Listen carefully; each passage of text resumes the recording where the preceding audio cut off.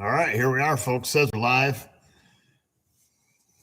I've got stuff goofed up on the corner of my screen here, so I don't know. I don't know what's up, even though it's a What's Up Wednesday. I don't know how to unzoom my camera either. So let's just hope for the best. First of all, yeah, that's what I need is the instructions and a highlighter. First of all, can you hear me? Second of all, does it appear clear on your side and whatnot?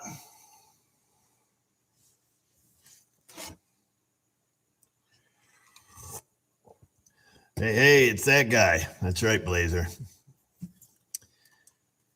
Okay, so it looks like it's all good. And if you see me staring off over in this direction and not in this direction, looking at you in your eye holes, it's because I'm trying to look at the chat here. Now, before things, I'll say this: it's been a while. All right, it's been a while since we've had a live stream, and what was I going to say? Bear in mind that I am not an automotive guru, and despite how much money you might want to throw at me with a super chat, realize the fact that I may not be able to answer your question. I'm about 90% certain that I won't be able to answer your question, because when it comes to automotive repair, I don't have a lot of knowledge stored in my head, but I have the ability to look up answers and look in service data with basic automotive knowledge to guide me in my search. So with that being said, please try to keep the super chats to a minimum if you're trying to look for help. And I'll pre-apologize if I overlook one or something happens over here on the side of the screen. I couldn't figure out in the settings when I was setting it up how to turn that off. So it must be something deeper in the bowels of the YouTube endless settings that I didn't take the time to go look for. Anyhow, that's that. I don't really have anything to talk about. I got my favorite mug, of course, here.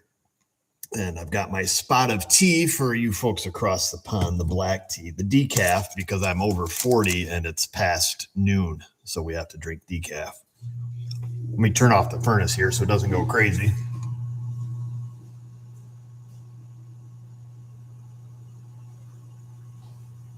And I don't really have a plan per se as far as what we're going to talk about or what the topics are. Usually we let the chat dictate our evening.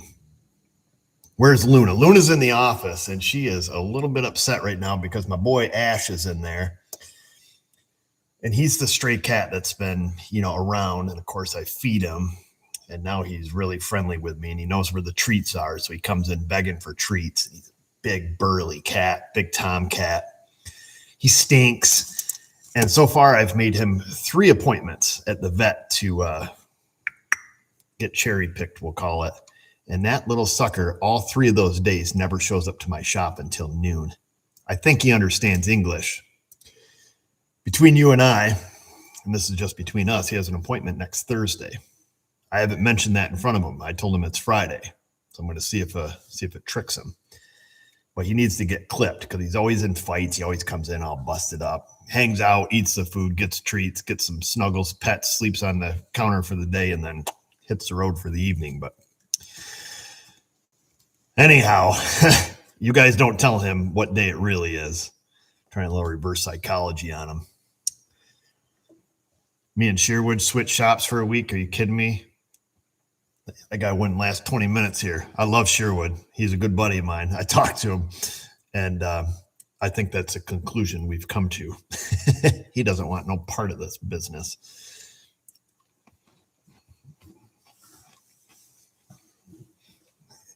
Yeah, I wouldn't show up either if I knew I was going to go see Dr. Snip.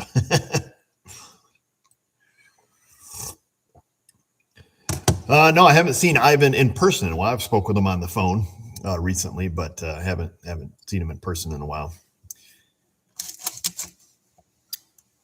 Let's see. How are my teeth? Oh, I'd smile for you right now, but I'm eating a chocolate cookie, so I'm going to have some stuff. So my teeth are good, but like an idiot and every other teenager out there, I got my braces off. You got to wear the retainer. All right. You know, at nighttime, you got to put in the Invisalign.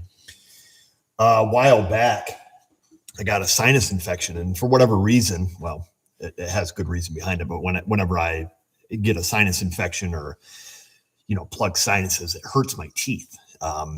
You know, but there's a direct correlation there, but it hurts them to the point I don't like to eat. I don't want to touch them. And it's been that way for many years in the past here. And with that being said, a while back after I got my braces off, I got a sinus infection for about a week and my teeth were just killing me. So I didn't use my retainer. And how quickly your teeth move. So I had some shifting in my bottom teeth. So actually, as a matter of fact, today, Vanessa picked up my new retainer that fits my teeth currently while I'm waiting for my Invisalign molds for my bottom jaw to get those teeth back where they were.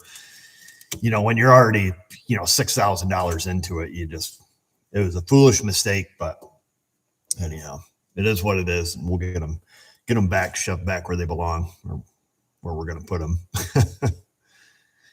But how long have I been wrenching? I don't know, like professionally, like in a shop environment since 1999. So 27 years. But in real life, since I was like 9.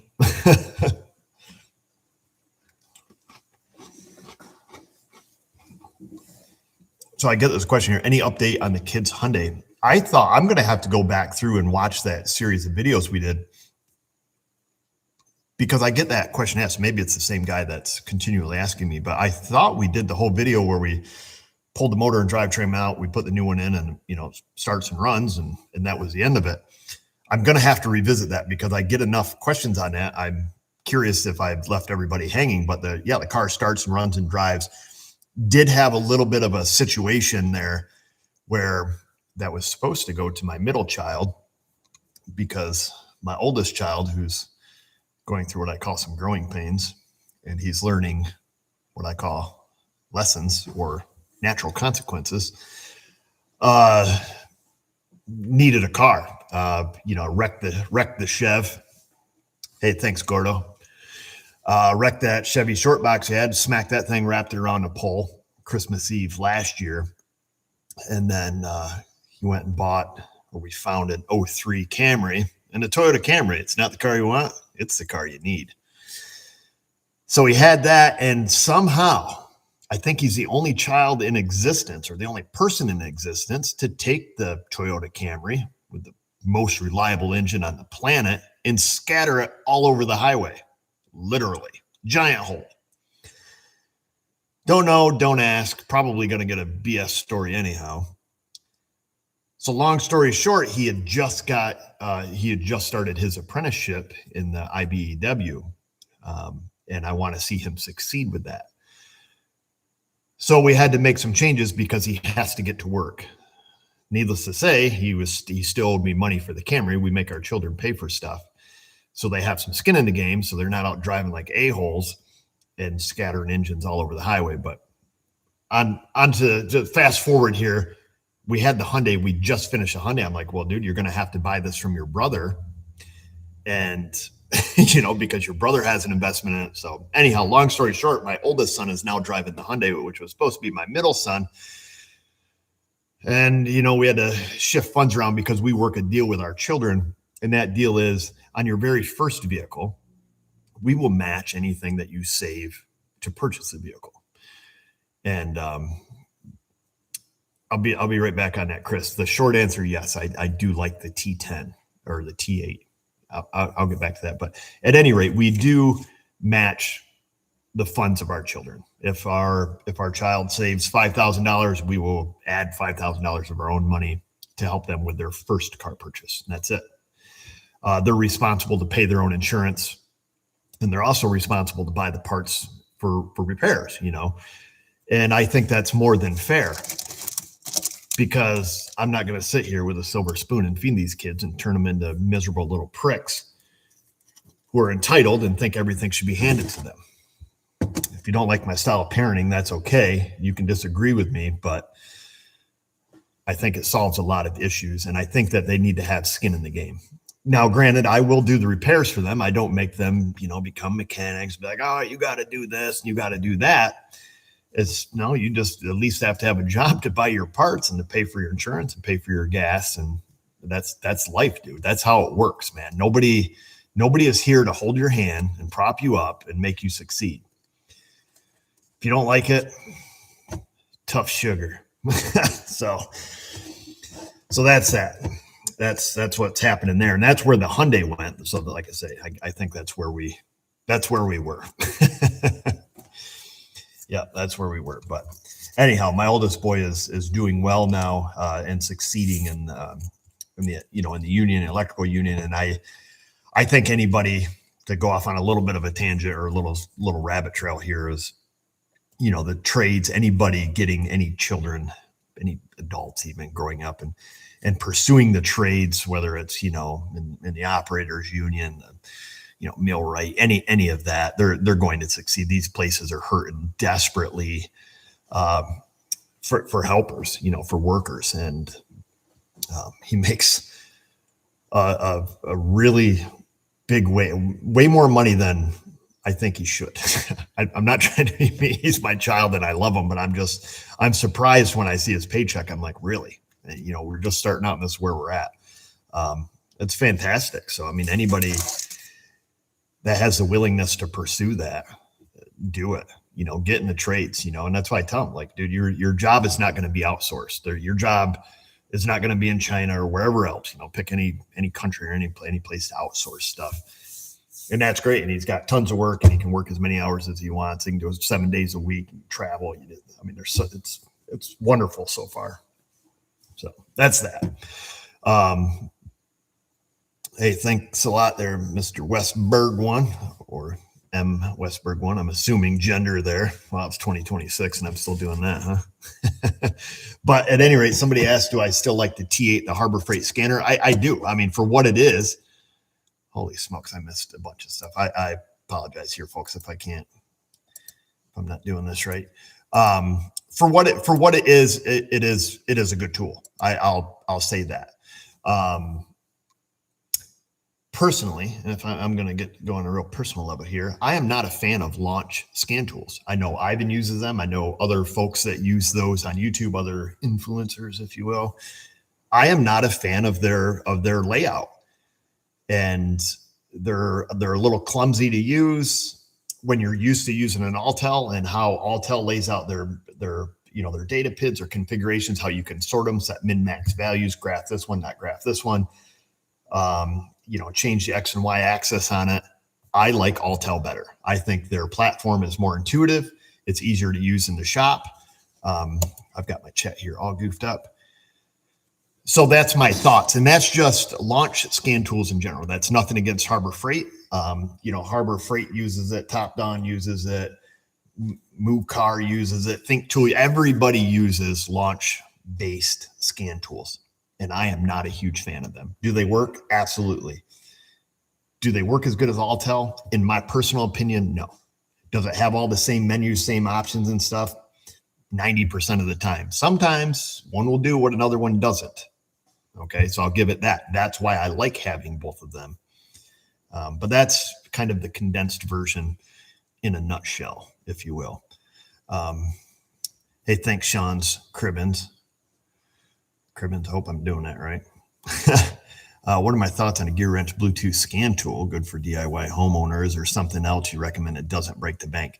Well, we were just talking about the Harbor Freight scan tool. I have no idea about the GearWrench Bluetooth scan tool. I honestly don't know what it is. Wouldn't know if I tripped over it, unless I tripped over it and fell in a box that said GearWrench Bluetooth scan tool. So I don't know. I can't honestly answer that question. Daniel, I do not believe that he is with us anymore. I would have to verify that with certainty, so I don't want to speak to that. Thinking about buying a third gen taco this week. Is there anything I should look out for? What do you commonly see failing them? Creator 1099. I don't even know what a third gen taco is. I'm just going to level with you. I don't do gens and this and that and RPO codes like, oh, I got an LBY and a fourth gen MT 800 or, whatever all the jargon and lingo and all that stuff is. I've said this before, and this always disappoints people. So you may want to plug your ears or look away, or both. I'm not a car guy, not even the slightest little bit at all. Don't like cars. I don't do, gens and all that jargon. I fix cars. I enjoy fixing cars. I like mechanical things. But at the end of the day, it's not who I am. So if you said, on a, 2003 or something like that, maybe, but I'm not going to be I'm not going to be much help to you when it comes to that kind of stuff. Oh, there's Jack Hoffman wants to know if I ever got paid out from Teespring. That's pretty hilarious, Jack. No. The short answer is no. That company is terrible, and I'm trying to shut down the little Teespring store. But yeah, no, they're a terrible, terrible company to deal with. And if you're an influencer and you're using Teespring, don't. That would be my suggestion. They lie, they set out this big thing, trying to act like they're on the New York Stock Exchange. Well, they're not. And they're like, oh, this is just how we put out the lingo. I'm like, no, this is anyhow. I'm not going to go way off in the weeds because I don't even want you guys looking at the company. They're a waste of time. They're a waste of money. They withhold your money. They steal. And the only way you can get a payout is to threaten them with a lawyer or have a lawyer threaten them for you. It's ridiculous. But if you go on the American Stock Exchange and see them, you'll see that they're under the ticker AMAZ, and you'll see that their company is dwindling and is just about hitting the bottom. So, but I can't speak on their behalf. Thanks, Michael Ray. I'm nowhere near a master. Oh, what else here? Need to know what Luna's pick of tools for the day would be. It'd be kitty treats. 16 to 23 is what I'd be going to look at. I was going to look at a 23. Again, I'll be honest with you. I'm sorry for my ignorance on this, but I don't really keep up with new car technology. The only thing I know about like the 24 up tacos is that you can get one with a stick shift, and that's really exciting. And I do know whoever did the article, I think it was in Car and Driver magazine, like just blew my mind because I got to find that stinking article because they were putting out an article about the Tacoma, being one of the last vehicles left where you can actually buy a stick shift.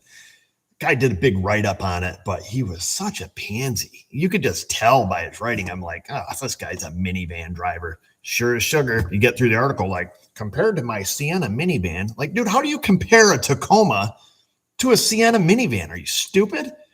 And like, oh, I was trying to shift and I kept hitting reverse and like, what a moron. Why did they pick this guy to represent this vehicle, which is, it's got to be awesome. But like, saying like, oh, you got to shift and, how am I supposed to drink my tea? And I don't know. I'm not going to go off in the weeds on it. I was like, this is clearly not the guy they should have had test driving this vehicle in a car magazine to review it and write about it when he's clearly a minivan guy. If you know what I'm saying. We got to keep it on the DL. You guys can figure it out in the comment section, but I got to be nice. This guy says he's been working in a shop for about 6 years and I learned a lot from me. Quick question. When you use a wire pierce probe, do you repair the insulation afterwards or do you leave it? Do you want me to lie to you or tell you the truth? That's what I would say. I would answer that question with depends. How's that sound? Depends. Depends on where it is. 9 out of 10, yes, I do. If it's like under the dash in a really dry, great location where it's never going to get corroded and I'm reaching up in there with a long probe to screw on a pierce probe, probably not. if I was doing some kind of class in electronics and was being a zombie, I'd be like, always repair the hole you poke in the wires. But in the real world, if it's in a clean, dry location where I 100% know that's not going to get corroded or, cause an issue in the future that's going to come back and haunt me or anyone else for that matter, then then I would feel comfortable leaving it, because let's be honest, like the Pomono wire pierce probes that we use are very, very fine. It's almost impossible. Like when you pull them back out to try to find the hole, sometimes it's very difficult to even see where you're pierced. And if I'm, for example, under the hood where, it's absolutely mandatory, I'll oftentimes take a zip tie or a piece of green painter's tape and I'll wrap it around the wire. I'll leave a tag laying off it. If I pierce that wire and I'm moving on to my test and I know I need to come back and fix that wire, that's what I'll do. And I'll usually tape right next to where the hole is. So I have, a glimmer of hope of finding where it pierced. So hopefully that answers your questions. The answer is yes and no. But if you're taking a test or somebody's asking you, I always do. That's how you do it. And you look them right in the eyes. How did I get into the industry? It's in my blood, man. I just grew up in it. And I think we've told this story many a times. Perhaps you haven't been around, Jake, but my dad was a mechanic, and I just grew up in the industry, and it's in my veins, man. I did Mad Willie, a front half mount, they call it. So, and of course, we're still eating lots of bear stew and other bear entrees. So yes. How much snow do we have? There's probably about a foot of snow out there now. We've yesterday was, oh my gosh, it was so gorgeous. It was like in the low to mid 30s. Melted us down. I haven't, Mark, in quite a while. They're off living their own lives, doing their own things, and so I guess the short answer, no. Well, no, I take that back. I flew and filmed a couple vehicles for Hannah. Oh, I don't know, October, September, somewhere's around there, probably September.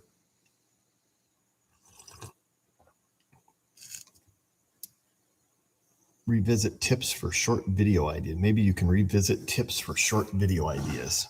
Oh, revisit tips, like just various mechanical tips. Sure. Let's see here. Oh, they got 3 feet. Wow. Yeah, we don't really get a ton of snow here. If we get a storm that dumps, 8 to 10 inches, that's pretty heavy. But boy, I tell you what, it has been so stinking cold. Yeah, not a car guy, but I'm definitely an archery guy. And you want to talk archery, now we can talk, gens and all that gizmos and, and all that stuff. So yes, just help me out. You nailed it. Not a car guy. Love me some archery though.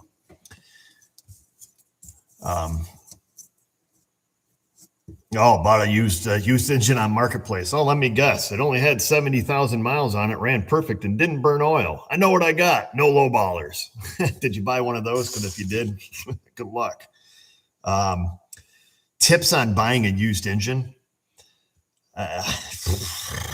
That's tough. So here's my take on that. And take this how you want, because this is not a tried and true method. Usually if I'm looking to buy a used engine, let's say we go on, CarPart or the Hollander system, we're looking at a used parts locator. Boom, we find a Moda, as they say in the Northeast. And we need to know if it's wicked good. Typically, I'll look at the car it came out of. Salvage Yard will have it posted there. They have the pictures, the VIN, everything. If the front bumper is smashed all the way to the front seats, I don't even consider it. If the car's hitting the ass end, that's the best option. And I think about that because, bam, thing gets hit in the front. Let's assume that the car stays running. The airbag system doesn't, kill the fuel pump. You can go way off in the weeds with this, but, thing gets hit in the front. It was hit in the wintertime, broke the radiator. That's pissing all over the ground. People are freaking out. They got out of the car. The thing got left running. It's just sitting there going nuclear.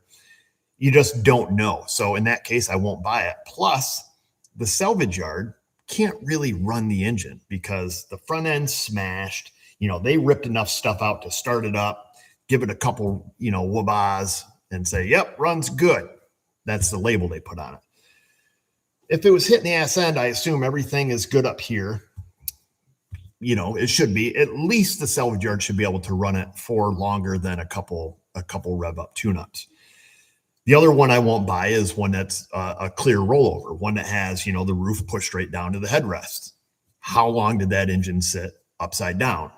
Was the person inside of it, did they have it pegged right wide open, right upside down, and for how long? It only takes, with no oil at full throttle. I mean, how long does it take to wipe the bearings out of it?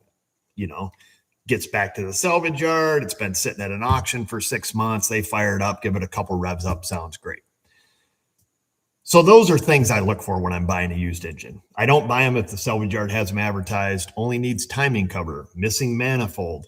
I want complete running, and it would be my total preference. I would 100% prefer to go see it and hear it myself before I say, yeah, let's do this. That's not often the case, though. So that's a couple little tips and tricks I could give you for buying a used engine. If it's on Facebook Marketplace, I don't know what to tell you there. Find out remember where the guy lives, just in case you need to go back and pay a visit. If you know what I mean.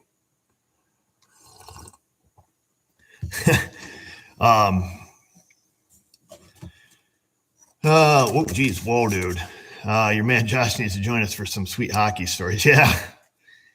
Live archery nerd out session on the After Hours channel. Yeah, maybe at some point. I don't feel I'm an expert enough to give advice, just like I don't feel like I'm an expert enough to give automotive advice. Therefore, I don't. And this guy here, advice for a 7-year tech switching into a new independent shop, currently $19 an hour plus 10%. And I run service for the other two guys and do any in-depth diag. My advice would be to quit, because if that's all they're paying you, you can go get almost any job in the entire planet and make more money than that and have no investment of your own tools. And I'm not trying to get down on you or anything, but that's barely a living wage, at least where we live. Now, it may be perfectly suitable where you're from. I would pay somebody that to sweep my floors. And I'm not trying to flex or be a jerk or anything like that. But knowing what my son, who has no skills and no ability, and I'm not putting him down. He's starting out as an apprentice. They're teaching him. He's going to school 1 day a week. They pay for it all. Benefits, the whole deal is far exceeding that. And he has no investment into it. If you're 7 years into it and that's all they're doing, I would just go find a different job. I'd find a different career that didn't stress me out, and I wasn't having to babysit everybody else or two other guys and do diagnostic work. If you're good at it and you're nailing these diags, that shop is taking advantage of you, and you need to find a new place to work. So that's what I would say. And there's a lot of assumptions going on here on my half. So take what I say lightly.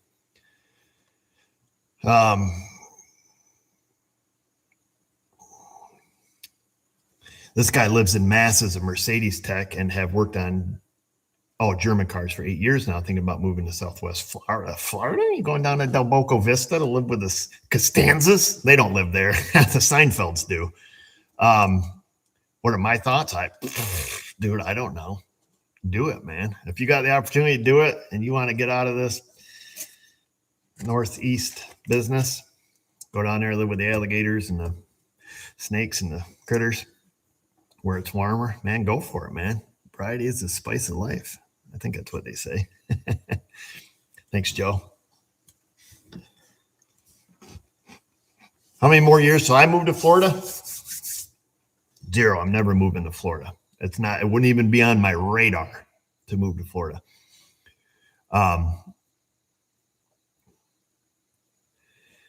So he said he cleared 59K last year. I'll be honest with you, that's fine. But if you are just busting your ass to just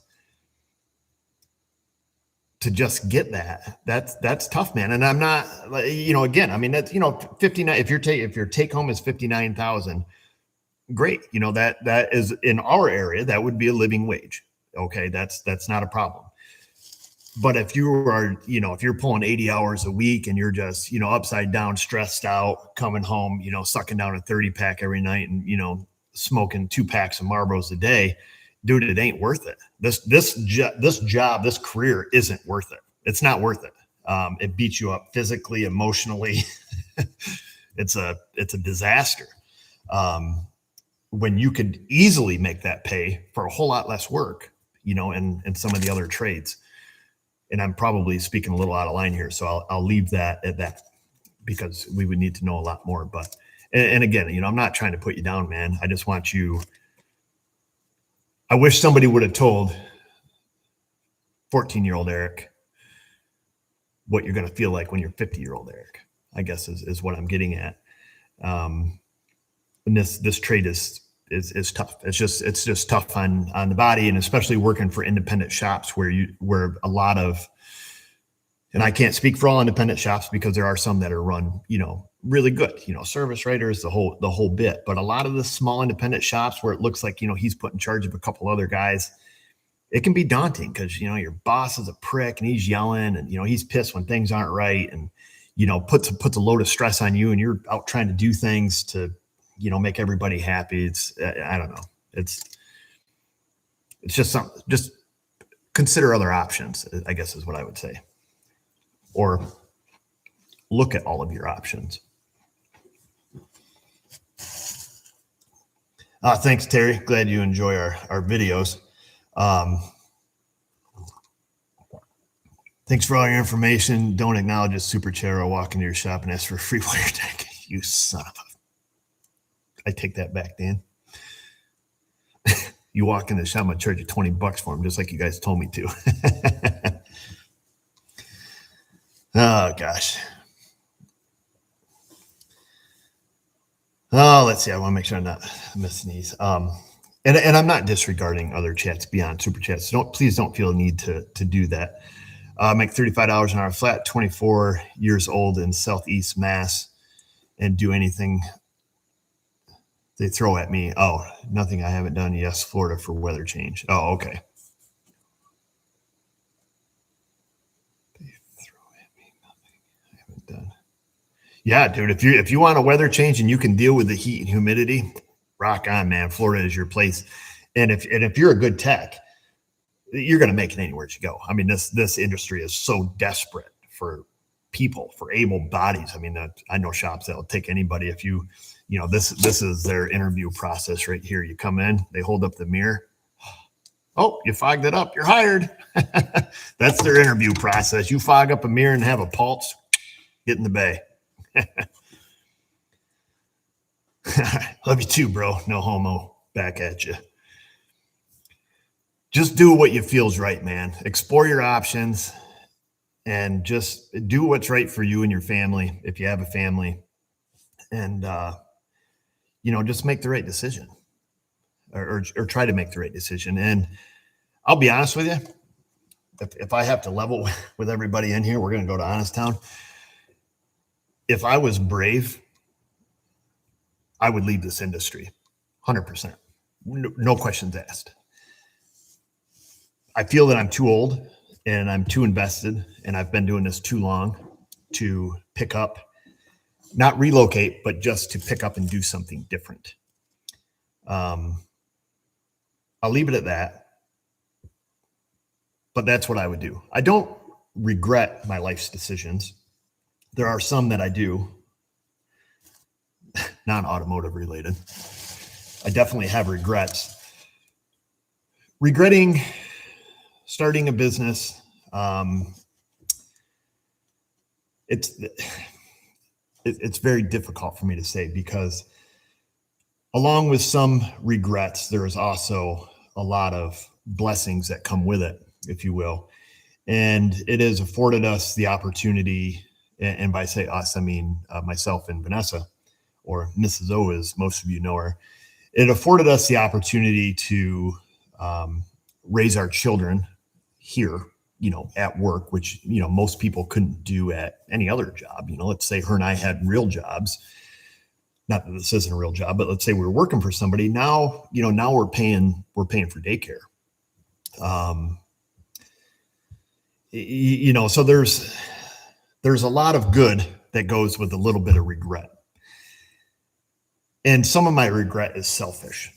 And I recognize that. And it's just my own personality or my own character flaws that, that compound this regret in me, or saying like, gosh, I wish I did something different. But at the end of the day, I think if I did something different, you would probably have regrets or problems in that trade or field. So anyhow, we could really talk about that for a long time. Let's see. And I don't mean to be a Debbie Downer, try to get people down like, oh, wow, this guy really hates his job. I don't. I'm going to do the best job that I can. When I get a car in and I'm working on it, I'm doing the best job I can. I'm not over here like, F this, close enough. That's not me. So don't take me the wrong way if you're seeing this and are concerned, if you will.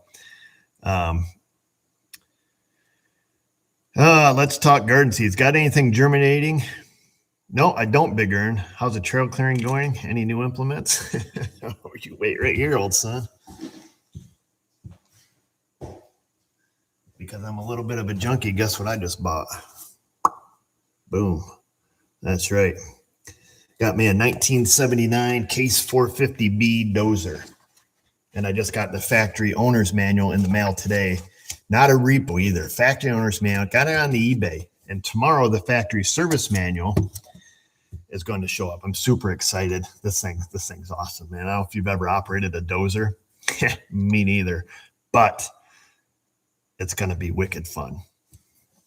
So yeah, that's on the agenda. That's the new piece of equipment. It's down at my brother's shop right now. All brand new running gear, tracks, chains, grousers, idlers, tensioners.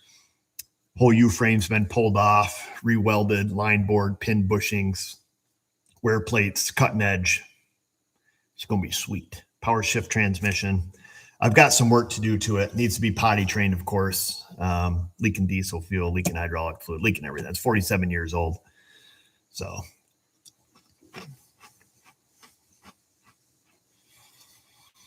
I have not DVD DMC. Wow, long-time viewer. I remember that name. I have not done one of those in the power shifts. So I cannot answer that question for you. You can, however, if you're looking to do that yourself, get a subscription to, Mitchell On Demand, a short-term Mitchell On Demand DIY, and see if it's a job that you want to take on yourself. And that's a, inexpensive way to do that. Or you can get a short-term subscription to Motorcraft Service if you want factory Ford service data. Wow, Beanie Garage, you're saying that you wouldn't be the tech you are today without my videos. That's a big deal. I appreciate that. I don't know how I've helped you, but I'm glad I've been able to. What do tools cost for someone just starting out? That's what Jake wants to know. Jake, it'll cost you one arm and one leg. A lot. That's what I would say. It's a lot. I don't have a dollar amount figure. I would source a lot of, here's what I would say. Josh and I were talking about this the other day. And I'm sorry if I miss these super chats because they're zipping by, but Josh and I were talking about this the other day. Kids starting out with a tremendous amount of debt, to the Snap-on guy. I'd be a Harbor Freight. I'd be looking at some Icon toolboxes. I'd be looking at some Icon tools. I'd be buying from companies like Astro Tools, who make great, affordable lifetime warranty tools that aren't a big pain in the ass to get warranted. Stay away from Snap-on, stay away from Mac, stay away from Matco, stay away from Cornwell. Get off those stupid tool trucks. If you need financing, go see your bank. And there's no shame in that. Do not get hooked into that stupid tool truck account. Do not get under freaking financing. Go see your bank, take out a personal note, get what you need, but be reasonable. And it's not a pee-pee swinging contest with the guy next to you. If he's got a Snap-on, whatever, I don't even know the names of their boxes, and you show up with an Icon, it matters what's between your ears. If you can outwork that guy, That's better than whatever he's got in his stupid box when he leaves and he's, $24,000 in the hole and can't fix a sandwich. Buy affordable tools, affordable quality tools. And I just gave a couple examples. I'm talking about Astro and Icon. There are so many good affordable tools nowadays. But what I would say, if it is a tool that is likely going to break or could break in the future, check the company's warranty policy. How easy is it to warranty a tool through that company, and what does that process look like? And that's what I would say. So there's some good old honesty for you. Let's see. In the Rust Belt, Eric, in the Rust Belt, new or used, and what would you look for? FYI, I have never purchased a new vehicle, just motorcycles in the Rust. New or used what? New or used cars? If I'm looking used, if that's a question, I don't know. There's missing information here. If I was looking used, which I often do because who can pay for 6 figures for a new truck? I look down south. I look for Southern vehicles and then make the trip and go get them. That's the best way to do it. New, I don't know as if I would ever buy a new vehicle in our climate, just because vehicles, regardless of what people think, are not an investment. Around here, they're junk. They're going to be junk in no time. Let's see. I'm the best mechanic carpenter right now. Keep being you. Turbo. That's from Steve-O. My biggest regret is not sticking with a career. I learned quick, get bored fast. 43-year-olds, not much to show for it. Thanks for sharing your humble self-honesty and humility. Thanks, Justin. Stick with a career, I think is important. Of course, your mental and physical health is important as well. One thing, I guess, let me just scroll up here before I go off on this. What is the self-made auto Anacese flavored ice cream at the market? Yeah, right. Need a new engine for a 98 Grand Cherokee 4.0. Are reman engines and reputable options as good as used or better? Oh man, dude, that's a tough one. Finding a used engine for a 98 4-liter, good luck. Used, it's going to be good luck. Reman, dude, today's day and age, dude, it's a roll of the dice. And I don't care if they're OEM reman, Jasper remans, ATK, ironclad, pick one. It's a gamble. If it were me and it was my vehicle and I had a good rebuildable core, I'd get it rebuilt by a local reputable machine shop or myself. I would have them do the machine work. I rebuild the engine or just have them do it. As stupid as that sounds, I think that's what I would do if I wasn't looking for warranty. Now, if I'm looking for a big warranty, that's totally different. Those reman companies, even if they're crap, they're going to give a warranty. So check to see if they give a warranty to an independent, though. The Icon ratchets, they're holding up great. Absolutely love them. Use them every day. Okay. What I was going to say is we were talking about, careers and, which path you should go and, not having regret, things like that. What I wish somebody told me when I was younger is if I don't have a job that has, retirement savings and, stuff like that, we'll use that term very loosely. You have no plan for your future.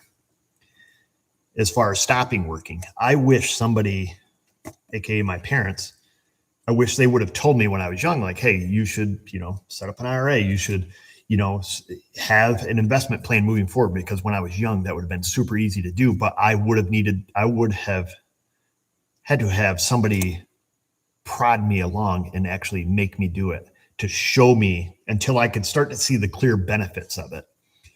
That's what I wish.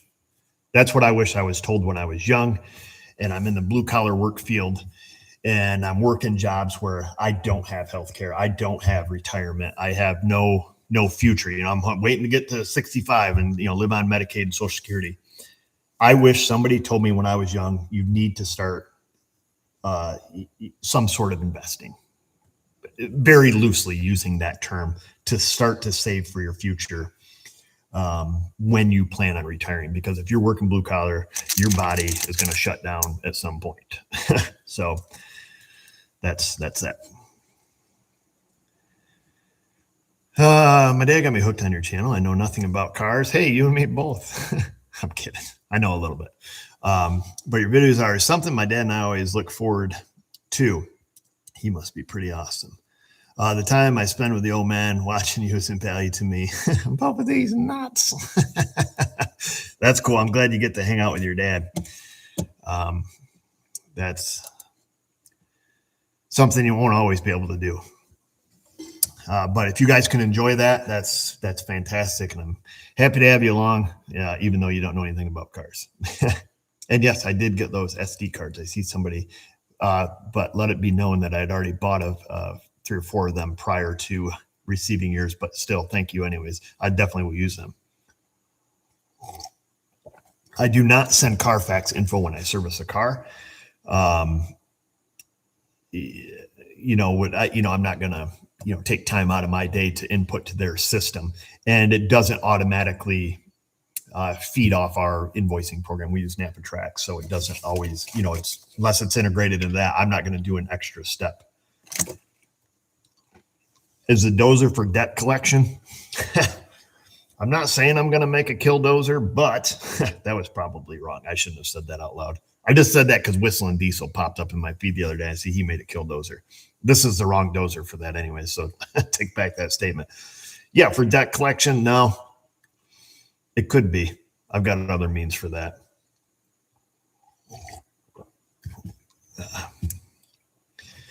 How's my Tundra holding up? Awesome. Yeah, it's doing really well, except them stupid freaking Nitto Terra Grappler tires that need to go in the freaking trash can. They are the biggest piece of tire I've ever owned in my life. I mean, they are junk, and I've owned junk tires that were better than these things. They're the biggest piece of crap tire I've ever had in my life. They are noisy and just obnoxious, and I can't even say enough bad stuff about them. They're awful. They are awful tires. I really regret buying them, but here I am, $1,000-some worth of tires that evidently wears forever. So that sucks. I need to find somebody who needs these tires. Some teenage kid who doesn't care. They drive down the road and they're like, wow, wow, wow, wow, wow, wow. They are freaking junk. I would never buy a set of Nitto Terra Grappler tires in my life or recommend them to any customer ever. They are horrible, horrible, horrible tires. Terrible traction, noisy. You can't balance them. I mean, they are awful. And if I wasn't so damn cheap, I would just take them off and just throw them in a scrap pile and spend another $1,000. But it just sucks spending $1,000 every time you need tires. So I'm trying to just deal with it. But it's awful. It's like, oh, I got to go up my driveway. Let me put it in 4-wheel drive and hope I make it. And, where before, running like, BFGs, the TKO2s. Oh, what else have I had on there? The Goodyear back when they were the Wrangler ATS. I can't remember what they are now. The Adventure ATs, I guess. Any other tire. I've never had such poor traction. Absolutely horrible, horrible tires. So chances are this summer when winter's over, they're going to make me so upset because I'm going to be stuck every time I pull off the side of the road. I'm just going to put a set of BF Goodrich back on it and move on with my life and try to sell them to some sucker on Facebook.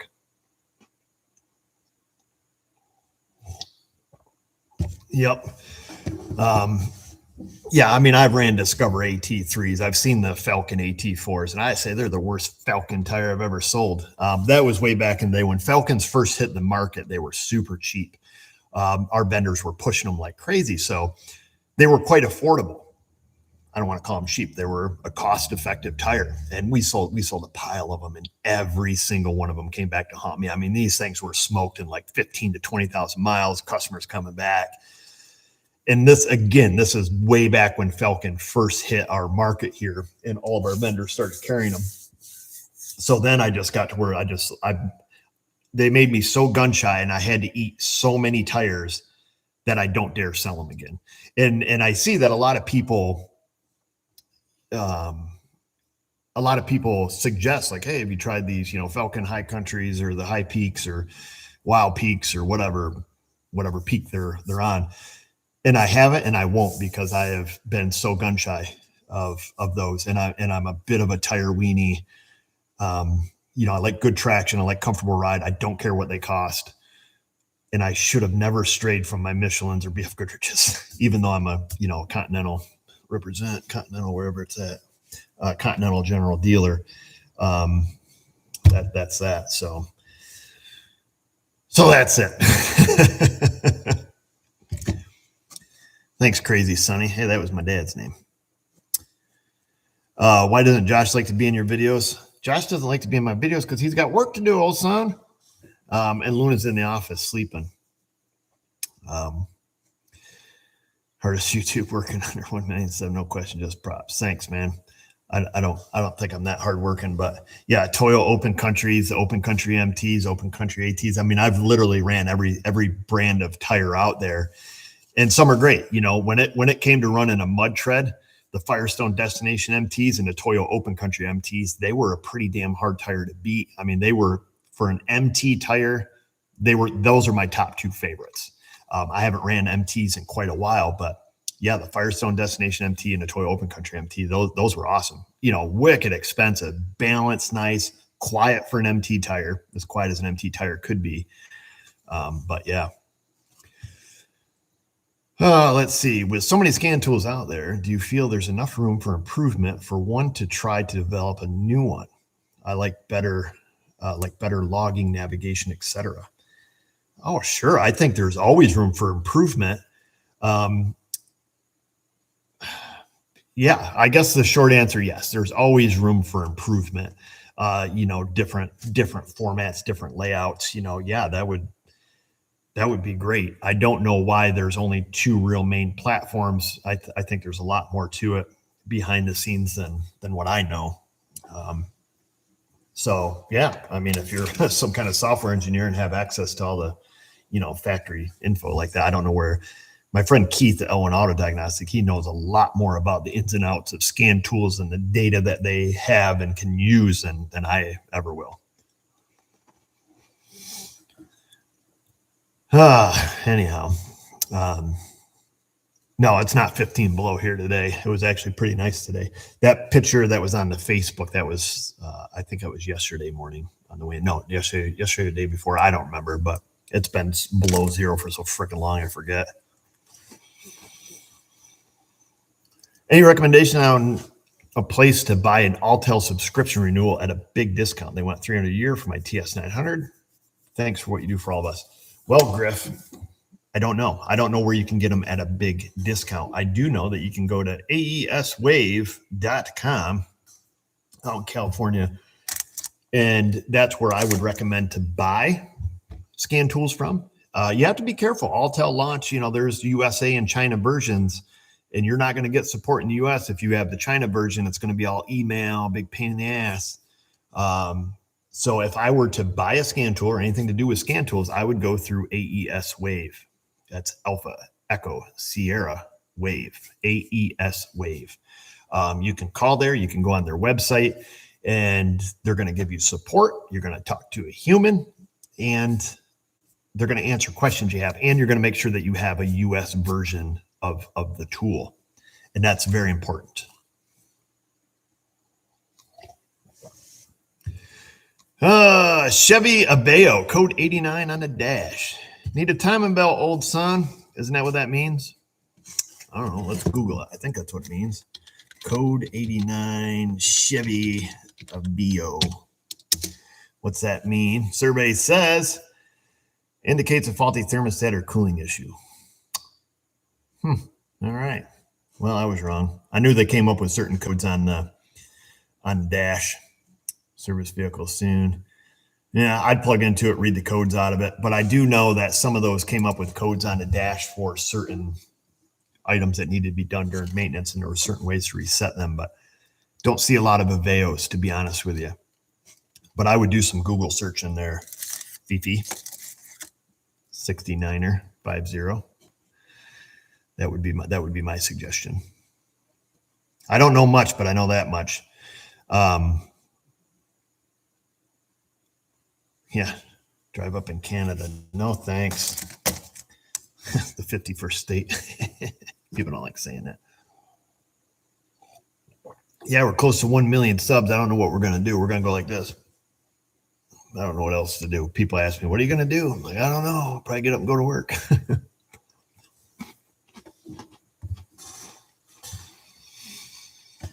JP, I just spit a little.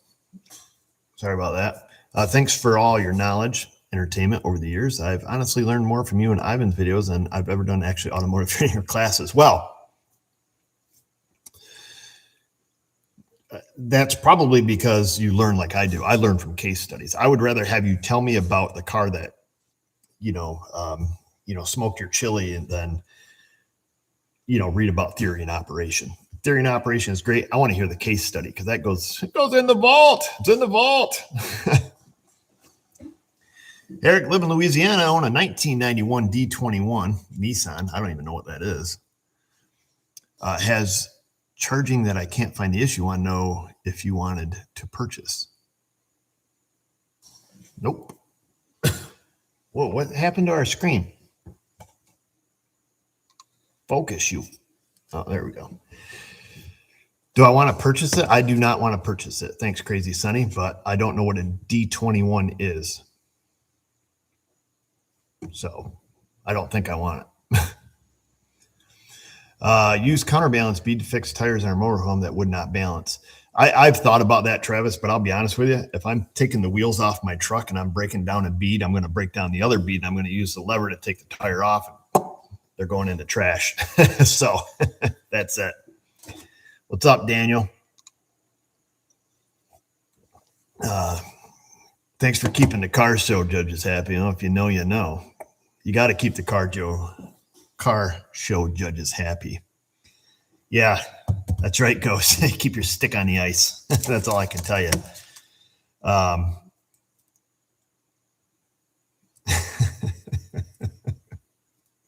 I can't answer that question, man. You don't want me to give an honest opinion on the Load Pro. Dan Sullivan's already ready to suck start a shotgun. I can't answer that question. The short answer is I think the tool is nonsense. It's worthless in the automotive industry, and I would never use it. Does it work? Yeah, it measures voltage drop across the shunt when you push the button. I don't know. I don't do open circuit voltage testing. If you're in the automotive industry, if you're in this industry, just do your circuit testings with the load in place that's already there. I mean, that's the best thing you can do. The load's there. Why unplug it and, front probe the connectors? And I don't know. I think it's kind of a nonsense tool. It probably has a purpose, but I'm not going to sit here and cut the guy down when I know he's already, clearly mentally unstable, like unbelievably mentally unstable. So we'll just leave it at that. Would I purchase one? No. There's much better testing methods that can be done. Does the theory of it work? It does, but there's better ways to do things. Let's see. So I'm sorry there, M. Peters 8088, that I can't answer that fully. If you were here, we were talking personally, we would have some laughs and I would tell you some stories and share some things with you that I can't on the line because I have to be a responsible adult and not act like a child, according to my wife.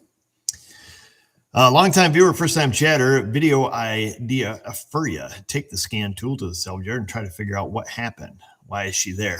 Well, you can't really do that, dango, because the cars typically don't run and they have no batteries or engines or anything like that in them, generally speaking.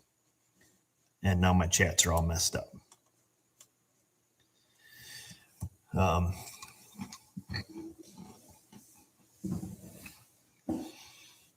Ideas for a SMA oscilloscope that does data recording to help prove a cheating racer is using traction control via ignition interruption. I don't know what you mean, Daniel, but appreciate you. Just going honest town. So yeah, Ben wants you just want to say hi. Is that Mrs. O's van? Oh, yes. Idiot. Gosh, not you, me. That's Mrs. O's van. She's all tore down over there, sitting on the cart. Freaking ding dong. Got all ding dong on it. So, you want me to tell you what's up with it, or you guys want to wait for the video?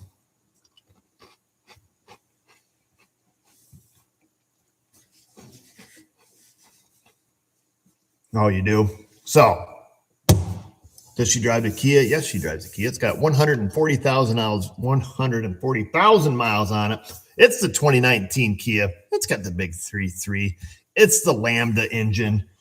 Not to be confused with the Theta blow and go engines. That's one of the good ones. These 3.3s are highly reliable, in my opinion, and it's been a great vehicle for her. And so what have we done to it since we own it? Now, when people talk about their cars and what they've done and that the car's been expensive, I don't include tires, brakes, and oil changes, windshield wipers, air filters, normal maintenance stuff. So we've done a lot of that. It's had tires and brakes and oil changes and air filters. And people really like to shit on these vans. And I think the 3.3 Lambda engine is a great engine. Now, the Theta 2.4, yeah, we got some things to talk about there. So the only thing we've done to this van, 140,000 miles, besides, battery, air filters, that stuff, I had to do the center hinge rollers on the sliding doors, which is common amongst all makes and models of vans.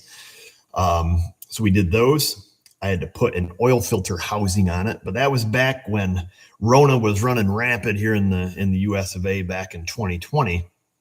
And the O-ring on the oil filter housing started leaking. But during Rona, with unprecedented circumstances, COVID-19, and I don't know what other trigger words to give you guys, Illuminati, Biden, flat earth, when all that stuff was going on, cloud seeding, vapor trails, chemtrails, I don't know, fill in the keywords. But when all that was happening, you couldn't get the freaking O-ring. So I had to buy the whole dang oil filter housing for a stupid gasket. So I did that. Oh, the high pressure fuel pump solenoid went bad, but Kia has an extended warranty on it. However, I'm not an idiot, so I didn't take it to the dealer because I called and, you have to bring it in. We got to verify it. You have to pay for this and pay for that. And it might be covered. It might not. It has to have this exact failure. And I'm just like, oh, I did that off camera. Like, piss on you guys. I am not going to go there and get dicked around at the stupid dealership for something. The high pressure fuel pump was bad. The solenoid was bad. You go out, you smash the gas pedal to put the pedal to the plastic, let it hit 6,000 RPM. Boom. The solenoid would go open circuit. It would shut off the high pressure fuel pump and default to the low pressure pump. And it ran surprisingly well on the low pressure pump.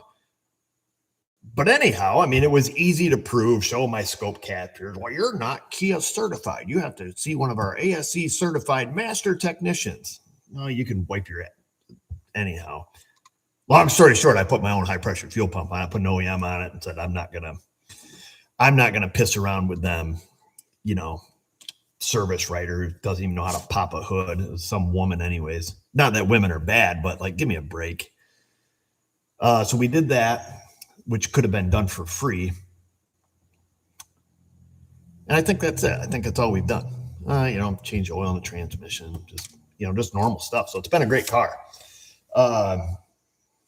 But now, the other morning I went to start it. It's 700 degrees below zero. I fired up. I'm out there in MeUndies. So I run back inside. And, 20 minutes later, we go out to get in the car. And I go out there because we were going skiing. And I go out and jump in the car. And I'm like, oh, red oil lights on. I'm like, that's handy. I'm like, must be, it has oil pressure. I reached over. Mrs. O was driving. I was in the passenger seat. I reached over before she came out, give her a couple of throttle bumps there. Didn't sound like it was knocking. So I just said, send it. Must be a bad oil pressure switch, which Kia also has an extended warranty on.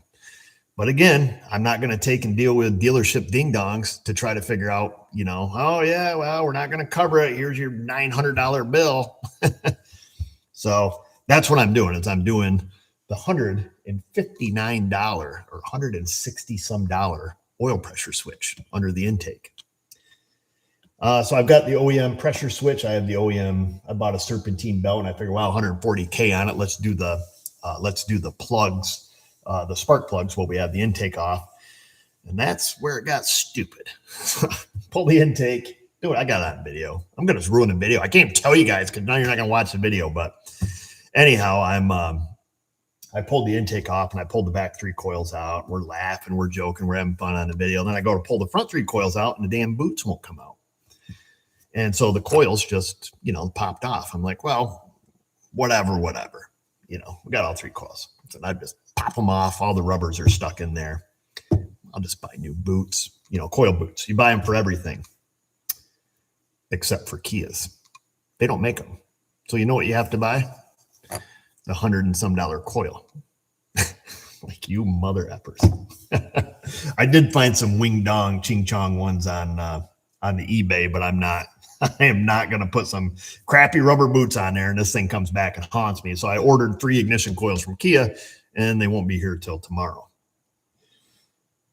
Idiot. After I ripped the first one, I should have stopped and went and looked like, hey, do they make the boots? But I haven't seen a coil yet they don't make the dang boots for.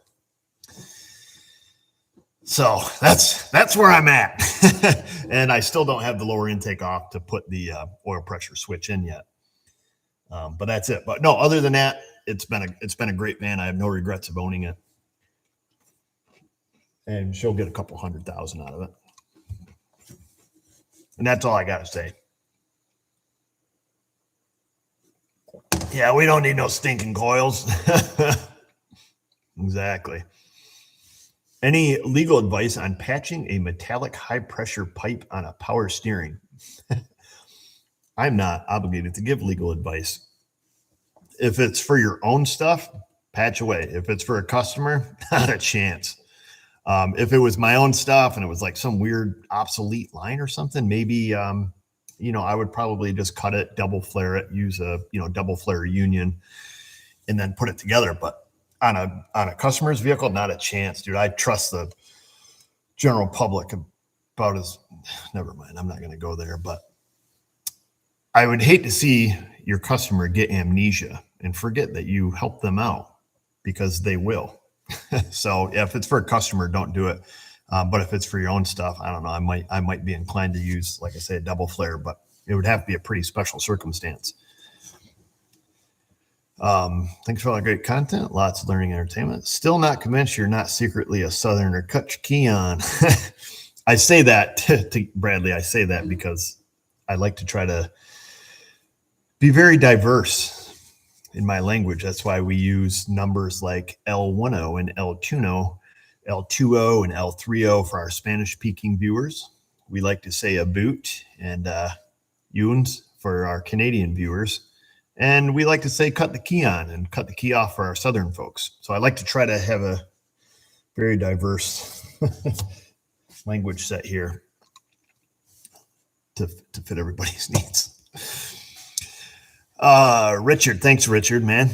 Thanks so much for entertaining your channel. Why I'm not in the industry. Why I'm not in the industry, but you never fail to make me chuckle. It's refreshing to find a channel with someone you'd like to have a beer with.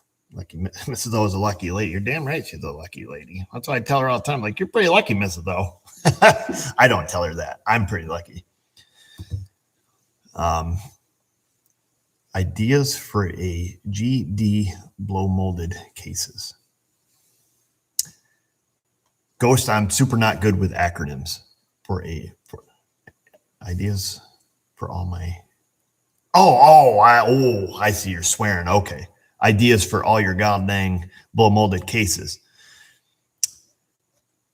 I don't have any ideas for them. Some of the stuff that's necessary to keep in a case, I keep in a case, put them in my lockers. I got stuff on shelves.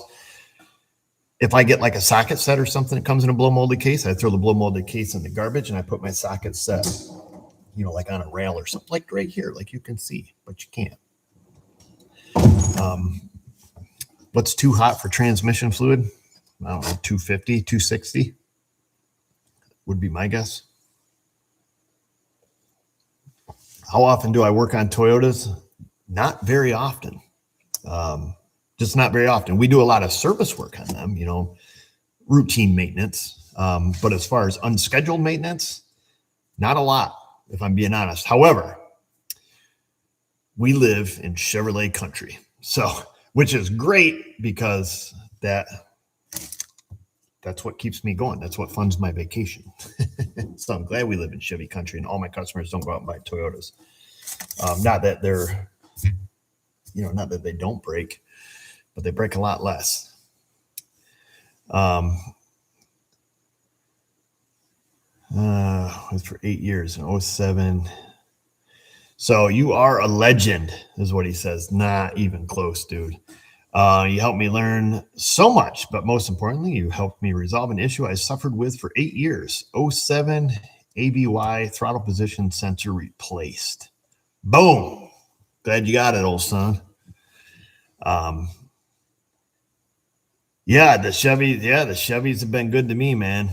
Chevys have been great. I encourage my customers, like, hey, I want to buy a new car. Go see the Chevrolet dealer. See you in 3 years. What's up with sign on your building, LOL? I don't know. It just says South Main Auto, Napa Auto Care Center. That's all it says. I don't know what's up with it. It's a nice sign. I don't have it lit up because my neighbor's house is right across the street, and I don't want Lawnmower Man staying up all night with the light shining on him. So I don't have it lit up. I don't know. That's all I can tell you about my sign. Let's see. Then technically, aren't they a sponsor? No, I sponsor them because I got to pay for the freaking thing. I don't pay for the sign, but I pay to be at Napa Auto Care Center. We have other benefits that come with it, quarterly kickbacks, some business type stuff. I use the Napa Tracks program for our invoicing and estimating. And of course, they're our number one call when it comes to ordering parts. Napa, not a sponsor. I did get a phone call from them the other day, though. I did not like the starter video. Well, guess what? Tough because that's just how it is, man.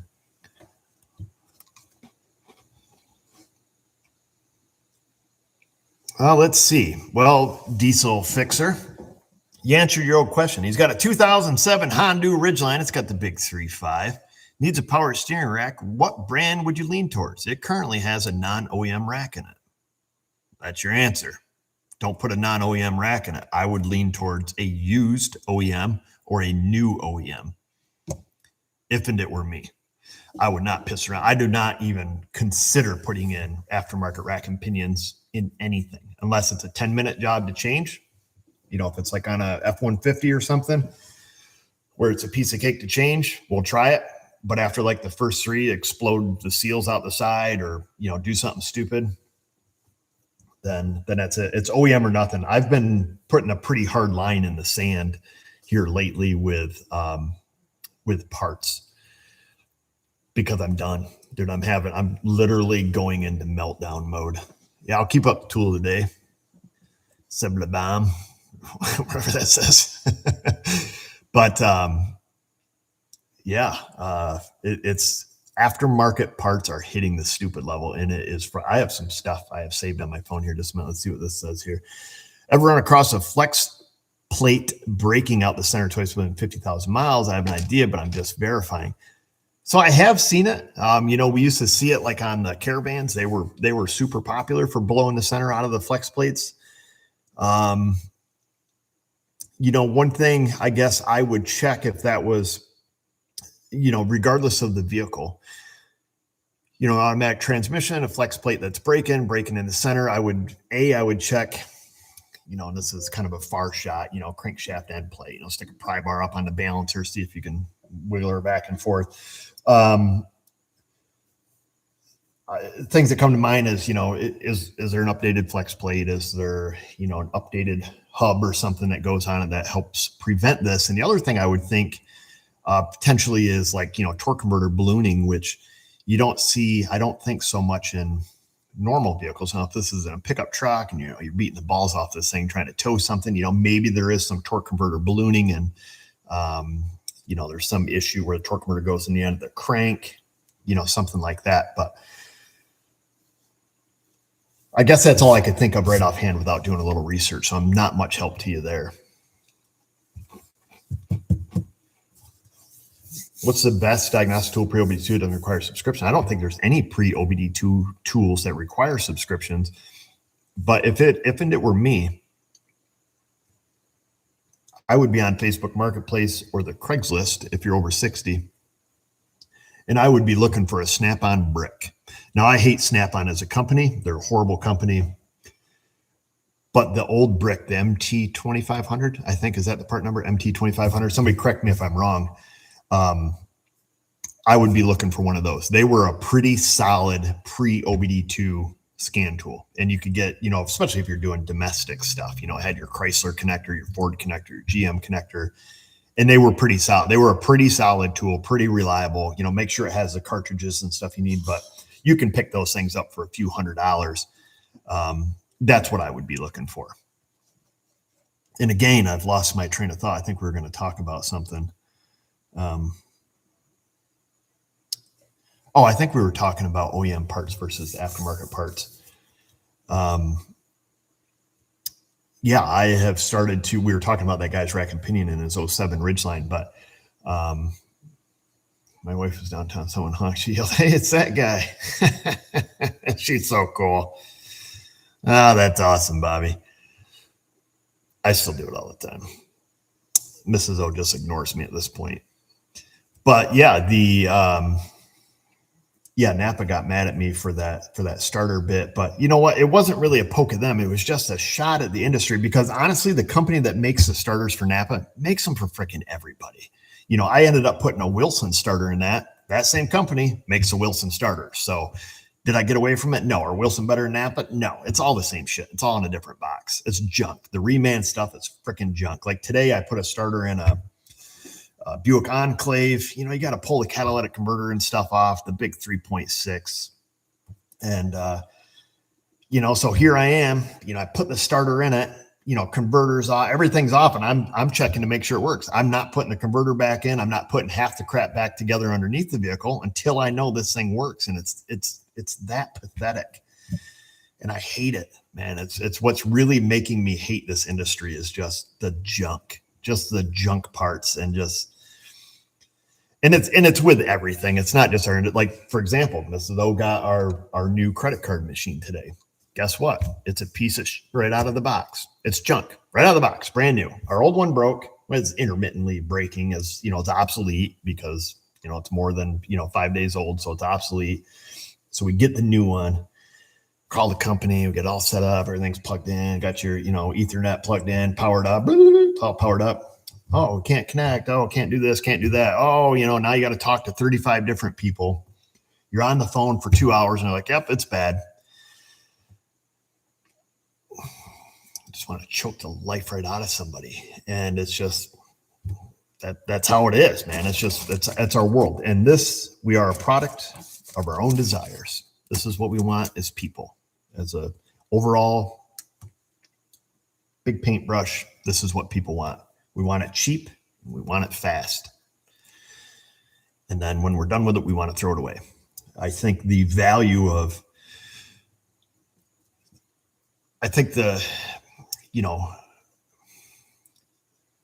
good quality products that are expensive, that will last you a long time, are difficult to sell in today's day and age.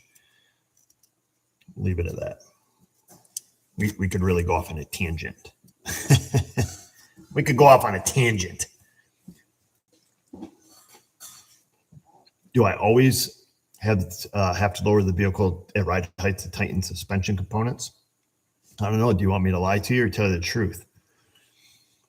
Depends, I guess, is the answer. If you don't know, then yes. Depends on the type of bushing, the type of suspension component. But as a general rule, if you don't know, then yes. And that will avoid most everything. I don't know of too many processes, or as they say in Canada, processes, for our Canadian viewers, that state in service data to tighten a certain suspension component at full droop, as they say, or not at ride height. So that's what I would say.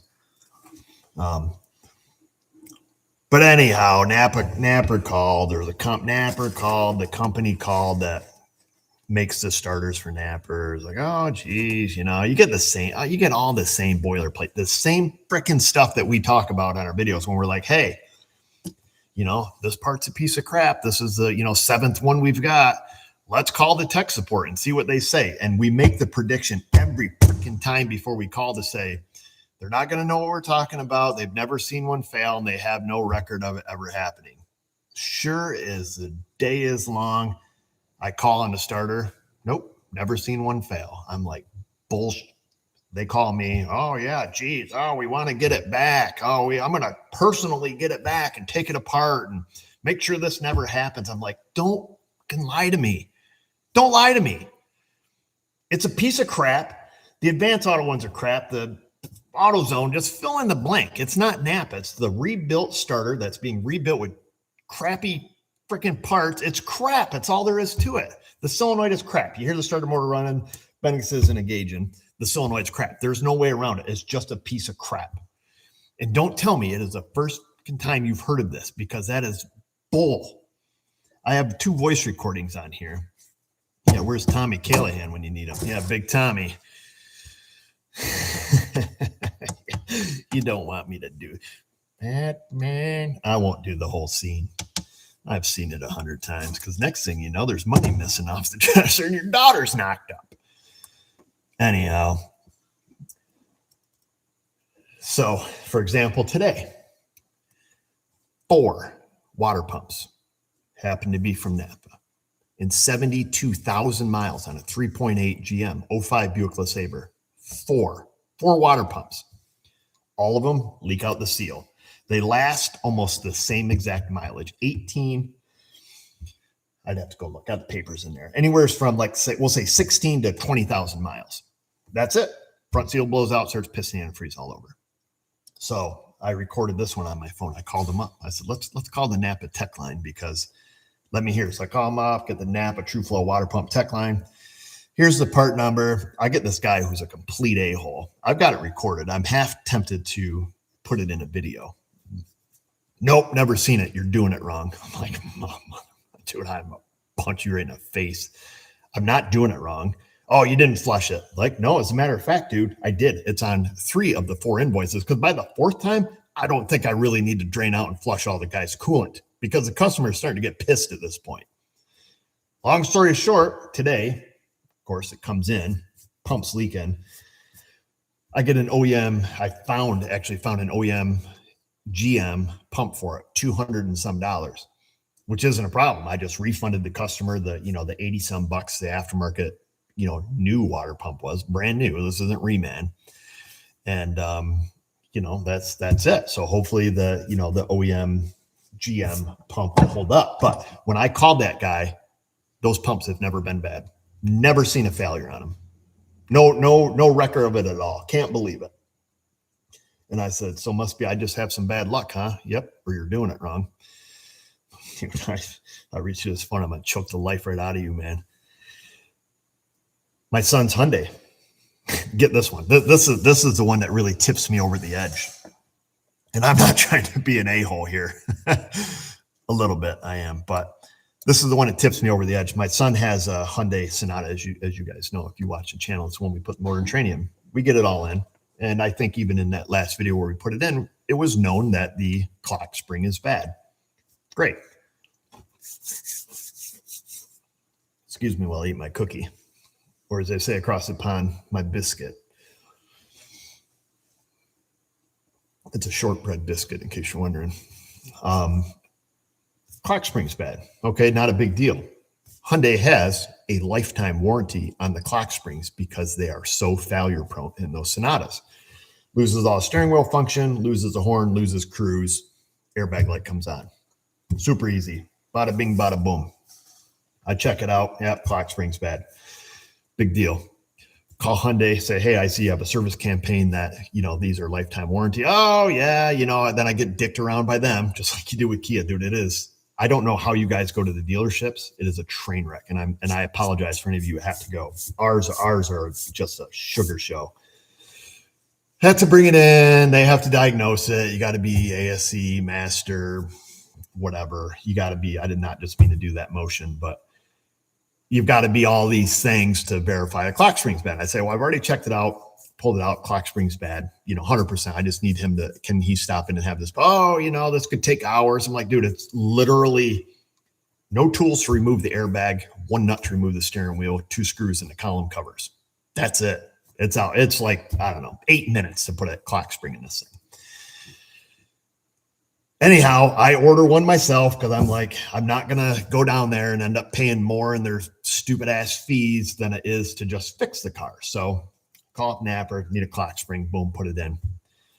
1 week, lasted 1 week, lost his cruise. And then, he kept driving it for that week. And next thing you know, the airbag light's on, now the horn doesn't work and clock spring's junk. Like a good daddy, I order another one. We get it, we put it in. So it's clock spring number 2. That one lasted almost 3 days.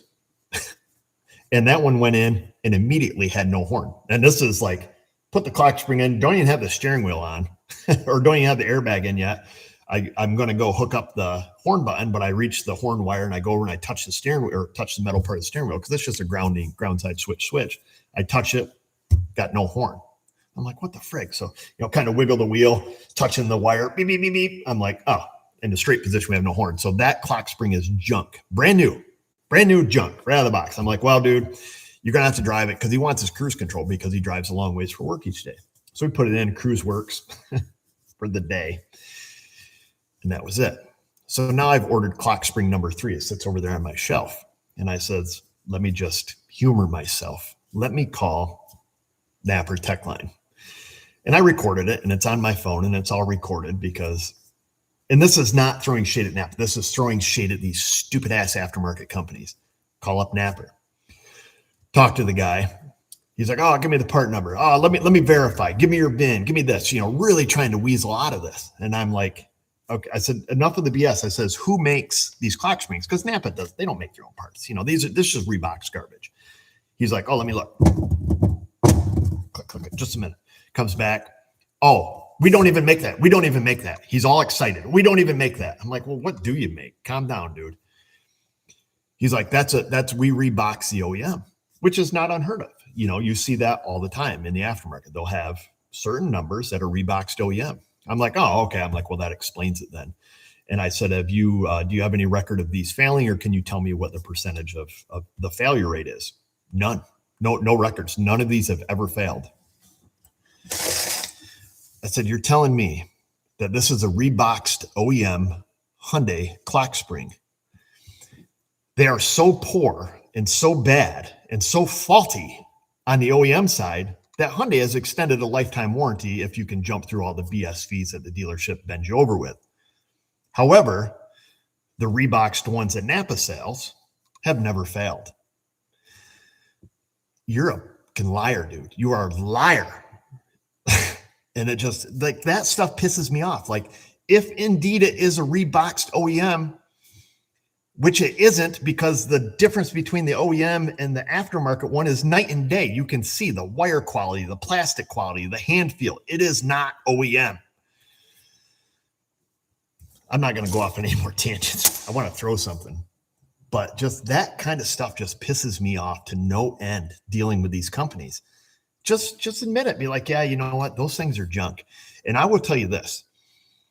When I called Dorman, and I have mixed feelings with Dorman's, and I have a guy there. I know a guy that works there, and he treats me well, and well in the sense that he is open and honest. Dorman knows that some of their products are junk.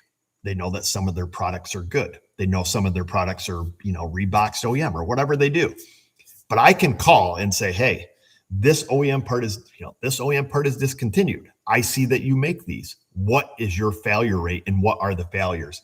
And I don't care who I call. When I call there, they will tell me, oh, yeah, we're having some, development problems with those, or we're having, whatever, fill in the blank. So the early ones we made, we were using this vendor and most of those went bad, but they should be out of circulation by now, or whatever terminology. And I'm not trying to put words in their mouth, but they will just give me the freaking truth, man. Like, I just want to know, is it worth taking a risk on part X? What's your failure rate? Oh, actually, we have really good luck with those. It's 7% out of 700 gazillion that we've sold, or whatever the numbers may be. Do the math. Or they'll say, like, I shouldn't buy that. I don't even know if I should be talking about this out loud, but all I'm saying is, just it is. Call the tech support line for any company. Pick something random off the internet. Tell them you got a certain part. Tell them it failed, and ask them if they have any record of that part ever failing. And pick something that is insanely failure prone. And I guarantee you, whatever clown they have answering the phone will give you the same story, reading off the same 3x5 card that they all are. Oh, we're sorry that you're experiencing trouble with our parts. I'm here to help you and resolve this issue. We have never had this part fail. And again, I apologize that you are having trouble with this part. How may I be of service to you, Mr. O? It's literally like that. I'm like, how do you justify your job, dude? Anyhow, that's where I'm at.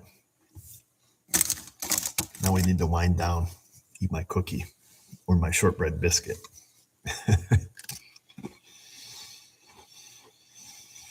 No, they're not AI robots. I mean, they're real people, but they're just taking up space and wasting oxygen at the end of the day. No, Brad did not have an Indian accent. I should even have just read that comment, but no, your name's not Brad, dude. Let's get this right out in the open. No, usually this is like, usually US tech support, but very, very frustrating. And just all the BS in the industry and in the junk parts is, it's just how it is. How to give it flying lessons. Yeah, I can show you how to give flying. I gave flying lessons to that 34788 Robinair AC machine. I lost my temper the other day. I'm not going to lie. Yeah, venting is therapeutic. So isn't just absolutely annihilating AC machine until your fists are just bloody, because that thing just pissed me off for the last time. I am so sick of that. I have hemorrhaged so much money into that machine. I gave up. And, some slight regrets after that because my child was here, but everybody's got a breaking point, kid. I hit mine that day. And that's that.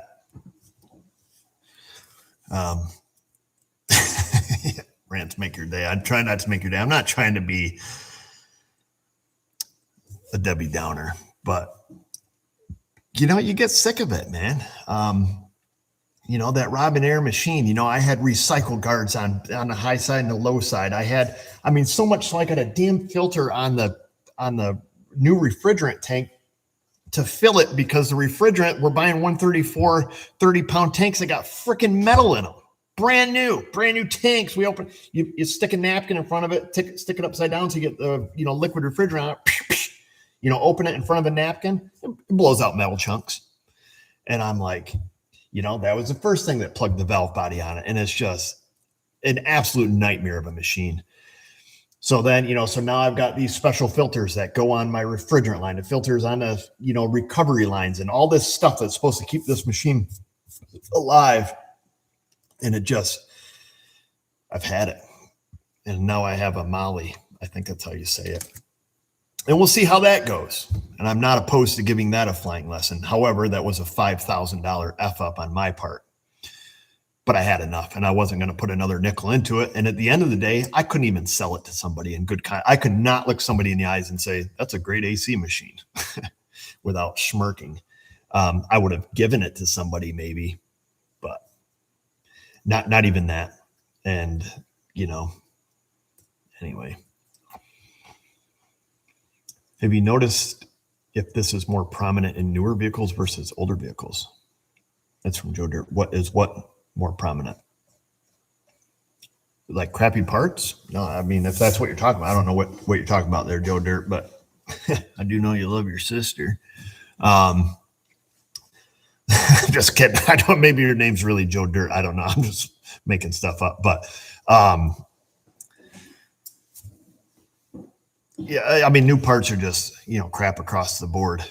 So, yeah, Robinair is not a sponsor. We can say that. You don't want to listen to it, Glenn.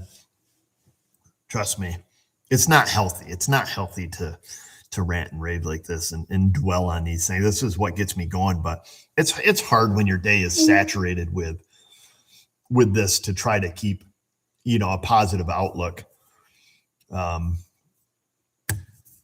Sometimes, and I'm not trying to make excuses for my bad attitude or my poor decisions when I decided to just beat the ever living out of an AC machine and then just pick it up and just absolutely body slam it and just be completely done with it. But I did, and it's anger, and it's not healthy, and I have anyhow. It's not good to go back there again, Eric, is what I'm saying.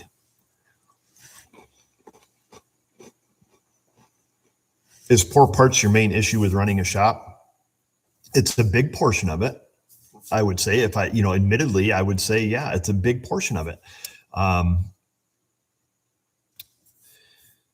Yeah, it's a big portion of it. It's a big chunk. There are challenges, and there's challenges to be expected. Obviously, running a business or, doing life in general. But yeah, that is a part of it, because it is, you feel like a beat dog, if somebody's abusive to their animal, every time they get near them, they flinch. I feel like that every time I grab a freaking part off my shelf. It's just like you almost feel defeated before you even get to the car, because you're like, how long is this going to last? Is it going to make me look like a fool? And is it going to come back and haunt me if it doesn't make me look like a fool immediately? And unfortunately, that is literally a thought I have every single day with every single part I grab, where I'm just like, it's very defeating and very draining to, to feel that way, where you're just like, and trying to plan your shop flow around that. And by that, I mean, okay, so today I've got, these jobs scheduled, which is going to take me right up to, quitting time. If everything goes well, you have to have some leniency in there for, things going awry. But anymore, it seems like I need to have scheduled for this day. And then tomorrow, I can't have anything scheduled. It's all got to be blank, because if the day before is an absolute sugar show, you have to have room that day. Otherwise, problems compound day after day after day, and it just starts piling up and piling up, because I got my full day here. I've got my full day tomorrow. I've got my full day after that. So now if day one, you had one or two cars where crappy aftermarket parts or crappy OEM parts or something didn't go right, well, now guess what? That's on tomorrow's stuff. Tomorrow's already full. So now you're doing that. You're hustling. One of the cars from yesterday is on today, but one of today's cars went bad. So now you got two cars rolling over on to day 3. And by the time Thursday rolls around, there's not enough Red Bulls. So anywho, posters of the dead AC machine might sell well. Nah, I don't think it's good for me to keep revisiting that. It's not a proud moment in my life. If you ever get range time with bad tools, now we're talking. It's not healthy, folks. It's not healthy at the end of the day. And it hurts relationships and other things besides just, it doesn't really solve any problems, and felt pretty good, but not even that. Anyhow, we need to stop talking about it. Who started the brake cleaner sound effects? I did. I'm the OG. I gave the sound bit to Ray so he could use it to be hilarious, but now I get asked that question quite often. So, but Ray should be able to tell you the same thing if he's an honest guy. And it doesn't matter, really, at the end of the day. Crushed a laptop once. I watched my dad crush I don't know if it was a Snap-on Barris. My dad had a pretty violent temper. And not saying that's where I got it from, but he had a fuse about that long. And my fuse is the second shortest thing on my body. But yeah, I remember we were doing something with skin. So I was pretty young. Boom, and that was it. I'm like, well, dude, you just got to wait, Dad. But yeah, he was pretty short-tempered with that stuff. you know, it was a Snap-on tool, so damn thing's locking up all the time. Same problem I had, but I have a giant microphone, so they came and like gave me some hush money, or not hush money, but like, oh, here's a new scan tool. Shh, be quiet. Don't tell everybody your old one's junk. Like, whatever. I'm gonna keep telling them it's junk.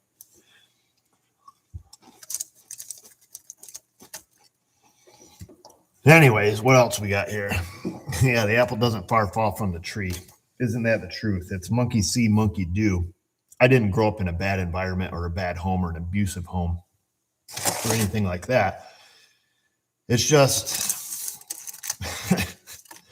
you grow up and you're like, why is my dad always pissed off? And here you are, little Mr. Pissed Off Jr. So you learn, but you know, anyways.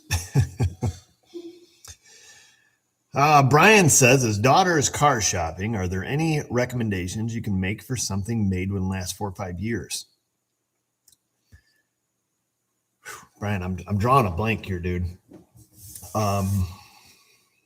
That's a very, very broad topic. You know, I would, you know, if you're looking for economy, you know, daughter's looking, you know, I don't know what she's looking for. It's that's a hard box to tick. In the Northeast here, I would say, you know, if somebody's looking for a car that gets decent mileage, you know, in our climate, you know, so I'm gonna talk about something that I know, you know, where all-wheel drive's nice, want something good fuel mileage. I'd be looking at a Subaru. I know it's for your daughter, and there's quite a stigma attached to Subarus that you can probably search on your own. But I'd be looking for something newer than, you know, 2019. So I'm skipping past all the, you know, the oil burning problems of those. Pretty reliable car, you know, great all-wheel drive system. You know, I'd be looking at later model Honda Civics, even though the 1.5, you know, turbo has some head gasket issues allegedly. I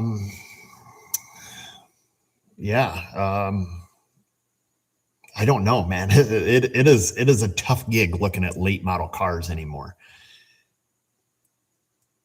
Perhaps, you know, in the comment section, people could fill in there. You know, I'm a big advocate of Hondas and Toyotas.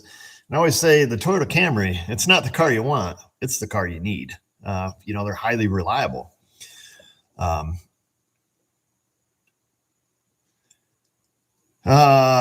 Travis, if you guys for the homemade apple pie filling apple butter that we sent you, it's been a few years. Oh, Travis, dude, if you're asking me something from a few years ago, I'm going to say we probably did, but I can't look you in the face and answer you honestly. I do not recall, if I'm being honest.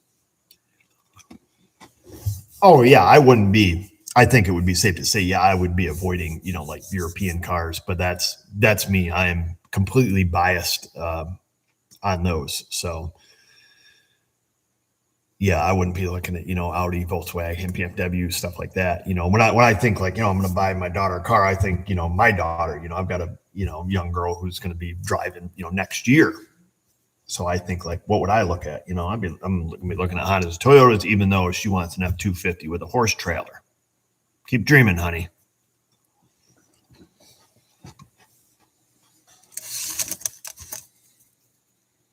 Yeah, highly reliable until that eBay turbo gets installed. Yeah, exactly.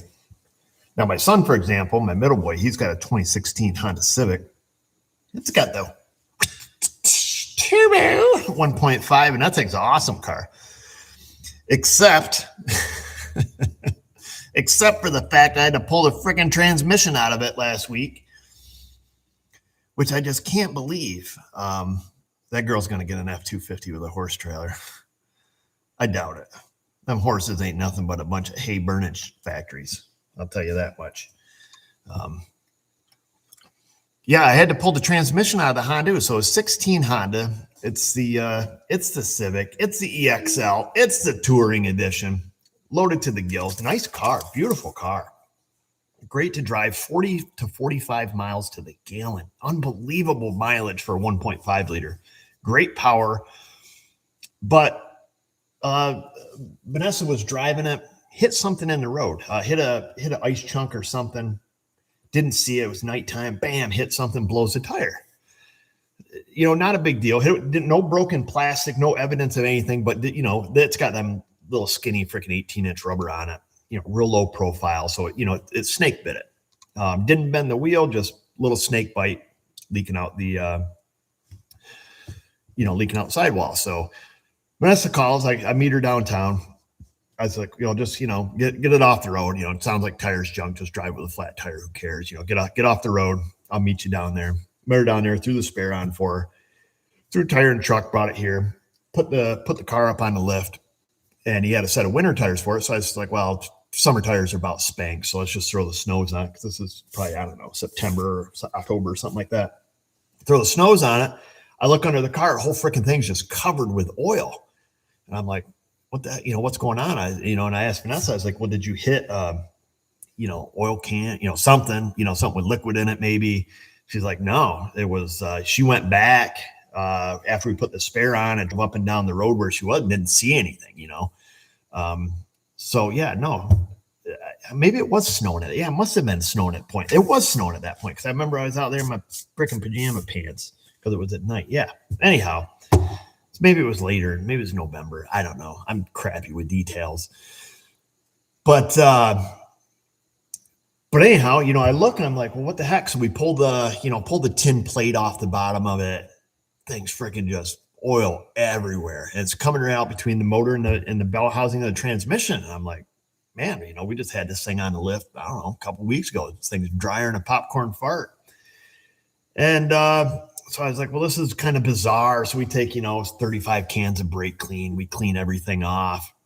It's all dried up. I send her out on a chute with it with the new tires and drive it around and, bring it in, put it on the lift. Nothing. She'd dry. I'm like, all right. So she drove it that day, brought it back, drove it to work the next day, put it on the lift. And popcorn farts are dry. They're some of the driest farts, unless you have a lot of butter on it. But anyhow, we put it on the lift and take the tin cover off torque converter. Yeah, sure as heck. Yeah, she's all wet, oil in there. I'm like, well, what a coincidence. Is this a coincidence? Hit something, I was leaking, whatever. Nothing physically hit the transmission. So I clean it off one more time, thinking like maybe this is a fluke again. But in my heart, I know like this ain't it. Clean it off. She puts another 20 miles on it, comes in, boom, things leaking training fluid. The CVT fluid in those Hondas smells like cow crap. That's what it smells like. You pull the freaking plug on a Honda CVT, it smells like cow poopy, we'll say. That's what it smells like. So I'm like, well, I call up call my Honda dealer, good dealer, Honda, represent, not a sponsor. I call them up, talk to my boy there, and need torque converter seal. Boom. He looks it up. I said, hey, run a sales history on that. Tell me how many you guys have sold in the history of your dealership. None. Zero. They've never sold a torque converter seal. I'm like, okay. It's like, well, how many torque converters have you sold? None. I'm like, oh, that's encouraging. So I look at the breakdown of the CVT and that whole housing where the transmission halves come apart. It's all blind holes. So all the bolt holes that go through the front housing on torque converter housing go into blind holes. They don't even go into liquid. Therefore, the only thing in there to leak is the torque converter or the front seal on the training. So I just told Vanessa, I was like, well, this is kind of bizarre. I've never seen one of these leak in my life. And we service a lot of Hondas with CVTs. So I pulled the transmission, drop the frame, pull the transmission out. Of course, you pull the torque converter out and, dumps fluid all over in the bell housing. So how do you know? Reach in there with a pick. I check the seal. It's nice and malleable, if you will. It's rubbery. The spring's not missing. There's no obvious damage to it. Look at the torque converter, and the torque converter is bone dry. And that's a good thing. Because what I was curious is like, if the weld on the torque converter, if there's, something funky with that, or where they weld it around the center of the hub, where the input goes in, or any portion of it, everything there is dry. There's no snail trails on this thing where it's been slinging out of the torque converter. And there's no sling marks inside the bell housing. Inside the bell housing is bone dry, except for the bottom, where gravity takes place. And needless to say, I grabbed a seal driver. I popped the seal out. Of course, at that point, the seal's, damaged. I take the new seal, $40-some from Honda, and press her in with my thumbs, dump out the torque converter, clean the bell housing out, everything just bone dry, lube the seal, popped the torque converter in, put the tranny in it, and I think she's put, I don't know, 60, 70 miles on it at this point, and the thing's bone dry. So isn't that just my luck to have the only front seal failure on a Honda CVT? My Honda dealers never sold one in their life. But yeah, I just put it on the alignment rack today and took a look at it. Yeah, that thing's bone dry. Don't know. That is how the cookie crumbled. And that's the last of my cookies. And I'm out of tea. How long have we been doing this? Okay, we're coming up on the 2-hour mark. That's a long time. Yeah, exactly. I'm like, what? Yeah, I don't know, Blazer. I don't know which model CVT. I mean, honestly, I haven't seen a ton of issues with Honda CVT, so they didn't really scare me to buy one. I'm more worried about, I'm more worried about the head gasket on the 1.5, going nuclear. But I don't know. What do I know? Just drive them. They're all. Now that Honda dealer, he wouldn't lie to me. He'd tell me how many he sold. What he's got no skin in the game, big deal. He's going to sell me a part. Yeah. Now Nissan CVTs. Yeah, I wouldn't, I'd rather walk because you're going to be walking either way. Oh, wow. Thanks, boss. Thank you for the videos and entertainment over the years, and congratulations on almost being 1 million subs. Take your family out to lunch at someplace cheap. Thanks, Mike. No, with that, I'll take the very lovely Mrs. O out to our favorite watering hole, Ember Wood Fire Grill, Livonia, New York. Whoop, whoop. Represent. If you're ever in Livonia or around Livonia, it's about a 40-minute drive for us. Go there, get the margarita pizza, wood fired. Fantastic. Of course, they have many other dishes. I would recommend the sesame seared ahi tuna. Absolutely fantastic dish. It is a share style restaurant. So make sure you go with somebody you like, and their food is absolutely fantastic. I'm quite critical about going out. Mrs. O is a very good cook. Not so much a good baker, but she is a good cook. She bakes okay, but she's a really great cook. She does a very good job, very talented.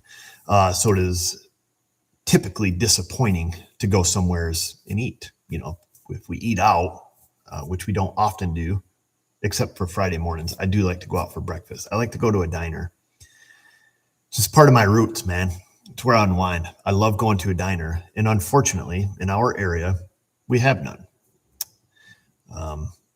So that kind of sucks. And I'm talking, you know what I want in our area? Not to go off on a tangent here. I would like to have a plain old diner, just a diner. I'm talking with, the lady waiting on you. Her name is Ruth or Judy, and she calls you sweetie, and she sounds like she smoked 8 packs a day. How you doing, sweetie? What can I get for you?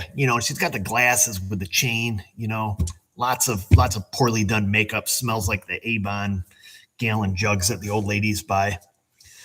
My wife's boyfriend loves your videos, Eric.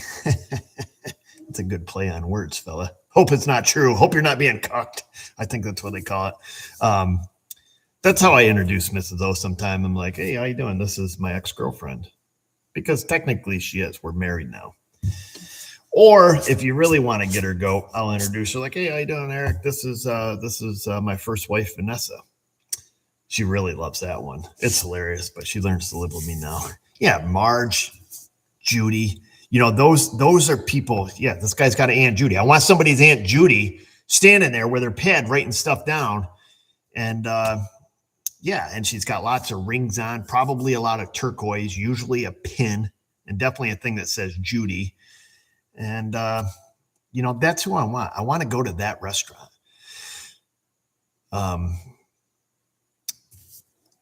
Girl named Flo, Rosie, Mabel.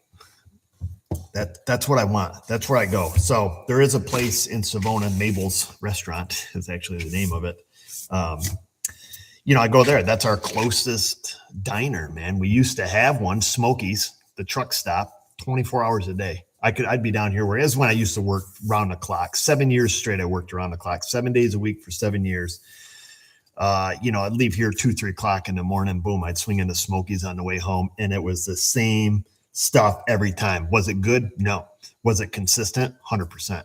If I ordered, Granny's taters and eggs or corned beef hash, I knew I was getting some corned beef hash out of a can that tasted like dog food. I knew exactly what I was getting every single time, and it brought me comfort. So that's what I wish. I wish we had good diners. A lot of memories, man. I wish that's what we had. And you would think that would survive and it would be a viable business in our area, but it's not. Thanks for your constant entertainment.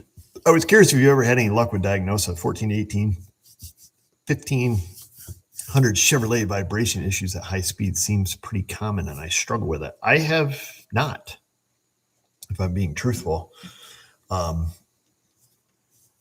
Yeah, I haven't.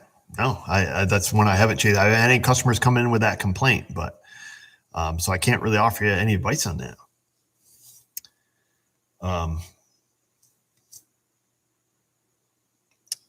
Oh, dude, I wish I could give that back to you, Norm, and the other guy there that asked about the vibration, because I don't know about the vibration. And as far as your projects, like I say, like I've mentioned a dozen times, I'm not a car guy. I don't know one LS motor from the next. All I know is they're all pieces and they pay my bills.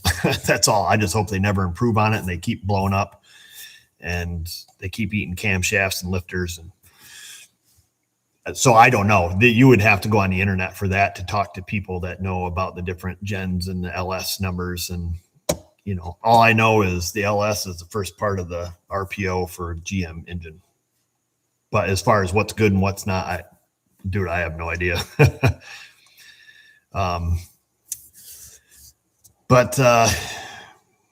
Yeah, Judy. How you doing, Judy? Yeah, I miss going to Smokies, man. They tore it down and built a Pilot, or build a Loves. I don't know which one's there. There's a Pilot and a Loves, just like there is everywhere. And, go over here. It's 1 cent cheaper, Yeah, Smokies used to be there. Go there. You'd be out there just totally shook. You get all liquored up, have somebody drive you there back when you were young, sitting in the corner booth. You could smack back when you could smoke in a restaurant. And, yeah. Go outside, puke, get a ride home. Good days. I'm not going to go back and relive glory days here with you, but when I got older and more mature and quit doing that kind of stuff, I did like going to the diner. But then we used to have one down here, down the road, the Starlight Diner. We had one up the road, the Avoca Diner, the Goodrich Diner. There was diners everywhere. And they're all gone, man. They're all gone. There's the one up here in Avoca, but they don't open until after I'm open. So I don't get to stop there. So I would never open a diner, but just, gosh, the camaraderie that you would get, you'd go into Smokies, man. I tell you what, you go in there at, 2 o'clock in the morning. Of course, you got the drunk people, they're hitting last call. They're over there. They're pissed drunk. They're eating, whatever before they go home. Hopefully they're getting a ride. And then you had the truckers, and I love me some good trucker stories. And boy, it was like clockwork. I knew all their trigger words. I'd get them guys all riled up, and then I'd leave because that's what I do. I'm an instigator. But you get truckers, man. They're lonely, man. These over the road guys, and they're in there telling their stories, and this guy's Street 79 Long Hood Pete was always better than this guy's Pete. And then you get the guy with the K-Whopper, and they're all they're getting themselves all riled up, and yeah, lots of stories. But when all you got to do is drive and look out the windshield, boy, you can manufacture yourself a whole lot of stories pretty easily. Have I had any issues with the thermostats from Napa and the Chrysler 3.6s? Yes, I have. Yes, they're Motorad. They're not made by Napa. They're Motorad thermostats. They're junk. Buy an OEM. That's all I can tell you. Yeah, Chrysler's on back order, and that's because they're the only ones that work. I I don't want to tell you. Thanks, Jay, Arizona, just because you're the man. Yeah. So yeah. Motorrad thermostats are garbage. Don't use the safety stat thermostats either. They tend to. It's a good concept. The safety stat, if it overheats, it pops open, stays open. All right. Good concept. Poorly executed. They fail almost immediately. Not a big fan of those, but on late model Foresters, 24, 25. I don't know. I'm not seeing a lot of those in the shop yet. I haven't heard a lot of bad stuff about them. I think the FB25 engine is a good engine now. Stant was bought by Motorrad. Yeah, you get that. You'll get these companies that that buy up these other companies and just turn them to trash, monopolize the industry. It's common. No, I do not work on Volvos. The Volvo, isn't that kind of similar to a female? Never mind. The Volvo. OEM backorder equals no choice. Yeah. Is our Amish community growing? No, our Amish community is actually shrinking. There's very few Amish left. Looks like an Amish graveyard up there. You go up on the hill now, and a lot of empty homes. I think a lot of them have migrated back south into PA, Lancaster area, probably. You get near like Penn Yan and stuff, there's still quite a few Mennonite and Amish plainclothes people there. I don't know I don't know all the different brethrens of the Mennonites. There are several. And same with the Amish too, but no, I have some friends that are Amish or were Amish until they decided to read the Bible on themselves. And then that was the end of that. So not the end of Christianity. It was just their end of being in the Amish cult, which is what it is. But we're not going to go way off in the weeds about that. So let's see, Crown undercoat versus fluid film. I don't know. I think they're both great products. Personally, I choose fluid film over Crown. I don't know. Like if I'm doing it myself, I choose fluid film. It's easier to spray for me. And I think it's a little less aggressive on the rubber products personally. But I think that as far as preventing rust, I think they both work great from what I see. Let's see. We got to probably wrap this up here sometime. Been watching for some time. Your content is great. Also help me in my day-to-day as a GM tech. Oh man, you're busy then. Just want to tell you, keep up what you're doing. Love your content and your mindset.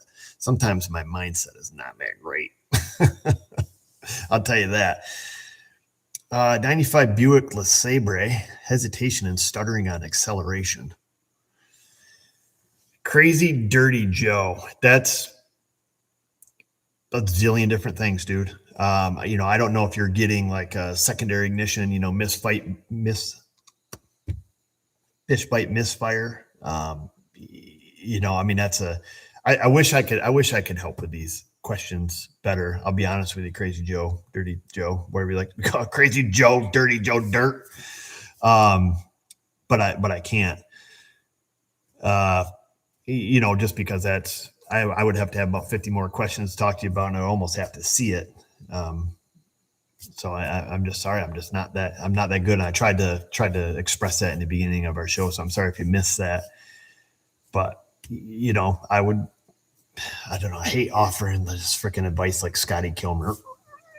I might start with just the basic ignition tune-up, plugs, wires, kind of go from there, but it's going to depend on what type of stuttering it has. Are we, is it leaning out, running out of fuel? Is it, secondary ignition, primary ignition? Are we losing crank signal? Lots of things that I think about.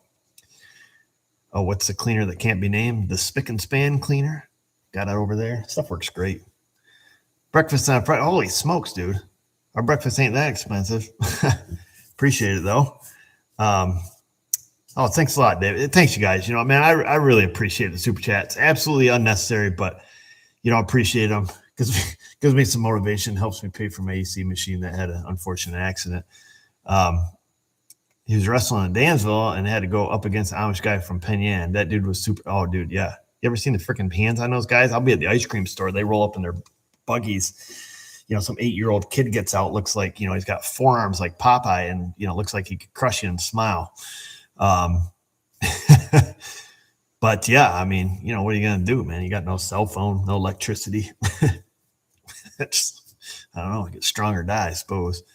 And my 6.0 GM motor and my 6.8 V10 are as strong as that, dude.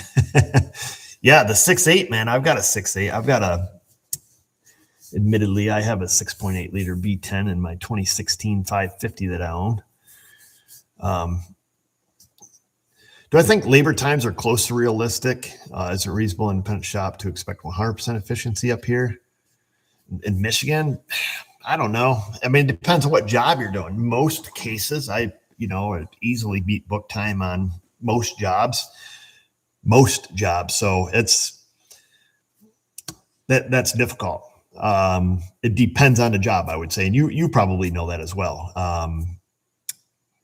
Is it realistic on exhaust manifolds in the salt belt? No. Is it realistic on timing covers? Probably not. A lot of that stuff's, corroded. Any part we add corrosion, but if it's a non-corroded item, I don't see why it would be any different in the salt belt or in the north than it would be anywhere else.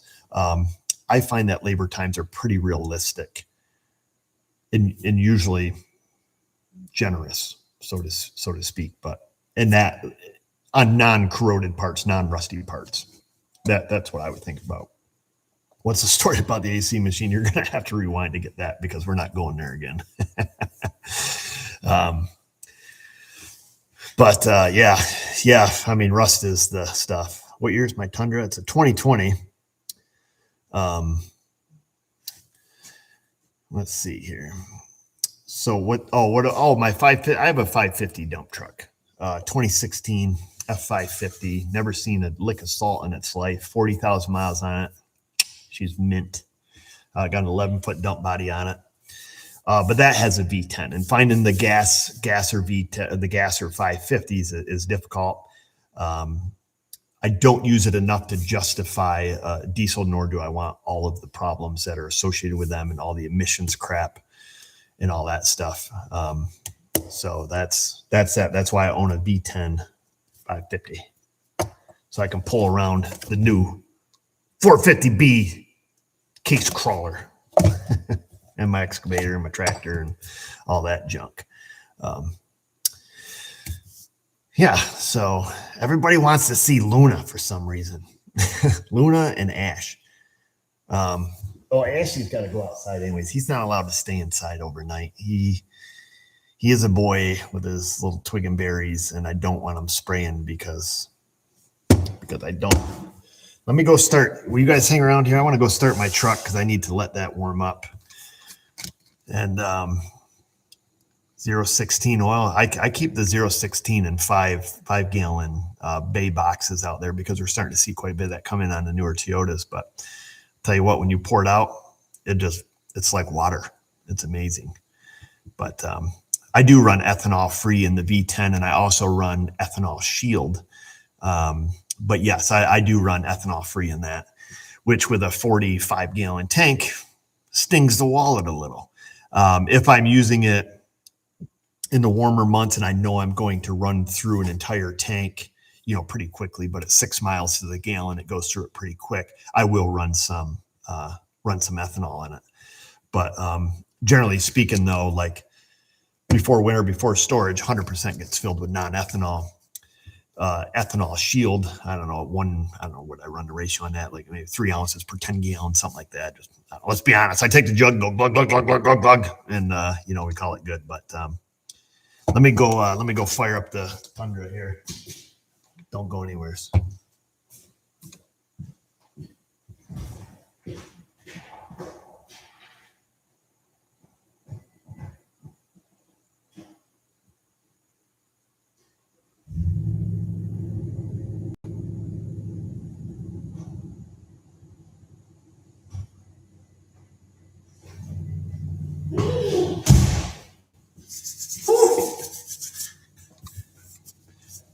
Hear that 5.7 Thunder out there? So you say you're not a car guy, but you are a tool guy. I don't know. Yeah, I mean, I'm a tool guy. I don't know why that thing doesn't focus. But yeah, I mean, I like tools. I like working on cars. I thoroughly enjoy my job. Don't get me wrong. I love fixing stuff. Whether it's equipment or anything but a broken heart. I like working on stuff. I'm just not a car guy in the sense that I don't worship cars. I don't, you give me a car that's worth $1 bazillion. I'm just going to go out and drive it because I don't care. I ain't saving it for the next guy. And I don't appreciate, collectible things. I don't know. I guess I just don't put a lot of stock in stuff that's just going to turn to rust and dust anyways. And when you die, you ain't taking it with you. So I guess that's just where I'm at. I don't know. Just how I am, I suppose. Maybe it's messed up, but this guy's got a 16 Mazda 3. How bad is it that I put a Optima Red battery, original is FLA, had a trickle charge occasionally to prevent sulfation, like internet says. I'll be honest with you, Sean, I don't get way off in the weeds with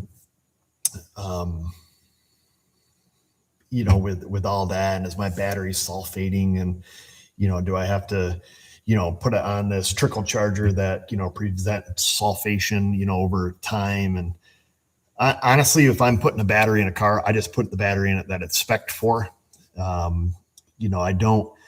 don't get off into doing a lot of modifications or deep dive studies into forums and what people are doing, and let's modify this to do that, do this. Just like, man, if this thing came with a Group 65 and it was a wet cell, we pop it in. If I get, my 5-6 years out of it, I'm happy.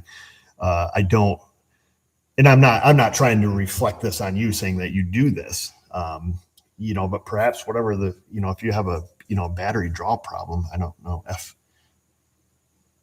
FLA flooded. See, I don't know all the terms for forums and stuff, but I assume FLA means flooded lead acid battery.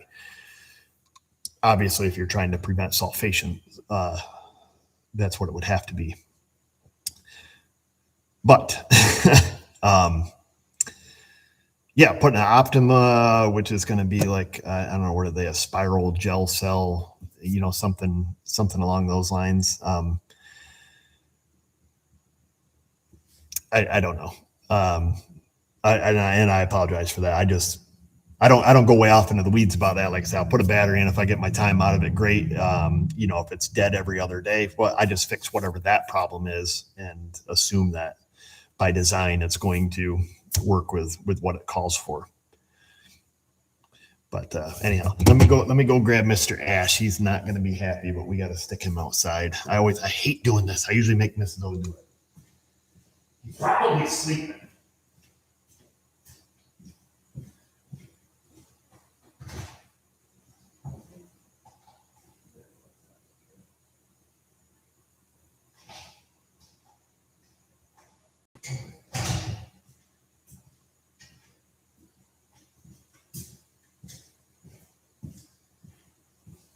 He's such a nice boy. You're such a nice boy. You want to come down here and say hi to the people? Oh, he was in there sleeping. Whoa, he's getting down. He's wild. He's a tomcat, man, this guy. Come here, buddy. Come here, Ashley. Oh, he's sniffing around here. I don't want him. Come here, dude.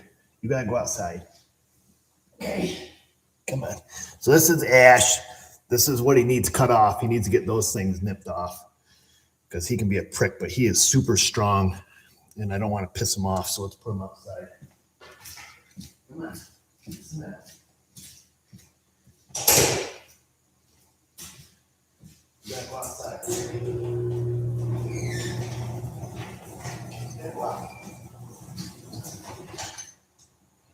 Go out. No, you gotta stay down. Down.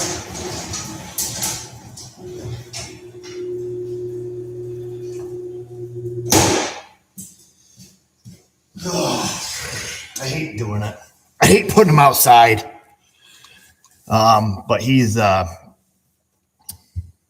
he's a stray cat. Well, he gets into the neighbor lady out here, the lady I bought the Pall Malls for the other day.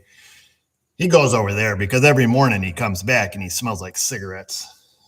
So, he gets, the trailer out here. He gets into places. These stray cats, they know how to survive outside. He's lived this long. So it's kind of a luxury that he comes in, but I don't want him spraying in my office. At the end of the day, he can't be in there spraying. So that's that. So no, it's not too cold for him, Thomas. Like I say, he gets into places. So I don't feel terrible about it. And at the end of the day, he belongs to this neighbor kid over here who doesn't take care of him. So, I'm the one that I give him his flea medicine, and I'm the one that feeds him, and I hate putting him out, but him and Luna don't get along. They beat the living shit out of each other all the time. So, it is what it is. He'll make it. He's a survivor. Yeah, he was in there sleeping peacefully. Yeah, but yeah, it is what it is. Yeah, no, like I said, I'm not gonna build him a house. He'll be all right. He's a good boy, and like I say, he gets in. He comes back smelling like cigarettes and cat piss. I don't know what he does. He either smokes and pees on himself, or he goes somewheres, and that's that. But yeah, yeah, and then Luna, she stays in there, and that's that. What else we got here? What were we talking about, man? I thought we were talking about something. Oh, the guy wants to know why I'm stocking up on excavation equipment. Well, I own quite a bit of property, so it's just maintenance, we'll say. Yeah, we own a fair amount of property, so part of my long-term investment. But yeah, plus it's it's part of survival, I guess. I don't know. You gotta be able to if you have land and stuff, if you're moving logs or cutting trails or whatever, you gotta have some equipment. But 28-pound cat, holy cats, that's a big cat. Dump truck is gangster. Yeah, I have a backhoe and an excavator because daughter's starting to date. No, my daughter ain't dating yet, but yeah. That's the thing, they don't make any more land. They make new buyers every day, but they ain't making any more land. So how do you pronounce my last name? Obachuka. I'm just kidding. That's how you say it if you're a salesman calling on the phone, telemarketer. It's Obrakta. It's Polish. So that's that. Yeah, always good to have a backup and a backup for the backup. You got to have a backup for the backup. That's what I'm always saying. Is it part of my retirement plan?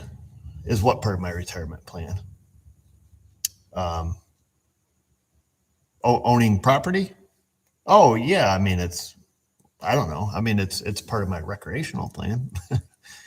All of our property is recreational. So, yeah. I have a place that bills are paid. I'm 6 foot tall.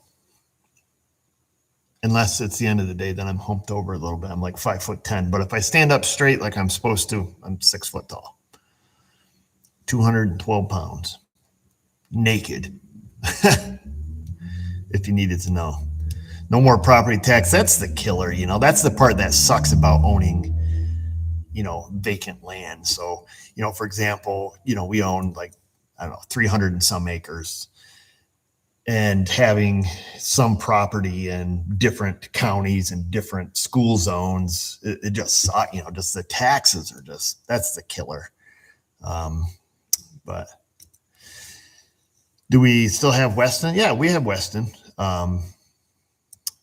Yep, he's a good boy. He's a purebred good boy, actually. Are we growing weed? No, we don't grow any weed. No growing the weed, the reefer, the ganja. Sheba's still alive. She's old girl. She's old girl. But Yeah. When are we going to take the Amtrak down Louisiana? Oh, I don't know for a while. I don't know if we're going back to Louisiana. We went down Louisiana, man. That's a different world down there, boy. I tell you what. Nice people, different world. Yeah, no. This whole state smells like weed. Since they legalized it. Oh my gosh, it's like every freaking car you bring in, you're like, do you really have to go out there and like rip a bunch of bong hits just to go to the shop? Like, come on. Just because it's legal doesn't mean you can get stoned out of your mind and then go drive around, because that's illegal. You're under the influence. Go home, smoke your little heart out, laugh, eat a bunch of stuff, fall asleep, whatever. I don't care. But for crying out loud, man, I am serious. You should see the number of cars we come in, just like you just literally just sit in my parking lot. My whole office freaking stinks now. You stink. You're stupid because you're sitting here. I'm trying to have an intelligent conversation with you. Like, give me a break. You don't have, like, your cognitive thought is like out the window. I don't know. You don't keep your appointment. It's like, just some of that stuff pisses me off. I don't care. You want to roll a big fat one, smoke it, get her done. You know what I mean? Get her done. But just calm down. Just wait. Anyways. Oh, this guy says, "Oh man, I hope I ain't in trouble." Let's see. We know people like you, Eric. Someone real and won't BS you. I've been watching it for years now. My two boys watch it. Well, I hope they're not watching it. We're talking about smoking reefer. But yeah, everything here smells like weed, or whatever it is that they're selling in these shops. I have some friends that, smoke a lot of reefer, will say, and they show me the stuff that they get from these places. I'm like, dude, that's not reefer. It shouldn't be white and look like Play-Doh. Like, that's not real. So I don't know what they sell at these places. I don't go into them, but I just want to go to a diner. I don't need to go to a head shop. I don't need to buy the reefer. I don't want to get a free rollie because I got $20 worth of gas, because that's how it is. Like, oh, you get a free pre-roll. I used to get a damn car wash. Now I get to smoke a joint. Literally. Kid you not. That's how it is. Thank you for knowledge and skill. I learn and improve my techniques from every one of your videos. Oh, well, good. I'm glad that's helping you there, Mr. Anderson. But yeah, I mean, that's how it is. Like, yeah, you literally used to go to the res. You could pull off there, Salamanca, get your gas. You get a free car wash. Now, every $20, you get a free joint. And you're not gonna smoke that. You don't even know what's in it, man. But anyways, that's it. I don't mean to go off on the how do we even start talking about this? Where do you guys come up with these topics? I'm serious. But anyhow, it's frustrating because you're trying to talk to your customers. They're high as a kite, and like I say, you gotta write stuff down because they're not going to remember. But that's that. Yeah. Is Josh really Canadian? Yeah, he's Canadian. Why would I kid you about that? It's a Canadian word I know. I need to learn some more Canadian. A boot. Yeah, I do my own editing. I don't have a team. Salamanca is a long ride. I don't know if you're up that way. I don't know. There's, we're up that way. Not often, but yeah. The strut. It wasn't the struts that smelled like reefer. It was CV axles that, for whatever reason, would come through and smell strongly of the devil's lettuce. Had a toker in a while back. Guy left his 911 out on the front seat. That's what I'm saying. You want to get customer amnesia. That's a real thing. But when they come in high as a kite, and they're sleeping in the chairs and. Yeah. We need some drone footage in my videos. No, I don't have drone footage of what we're going to fly it up 6 feet in the shop here. No. Whiskey what? Whiskey. Question mark, he says. This guy is all the way from Alaska. Wow, that's fun.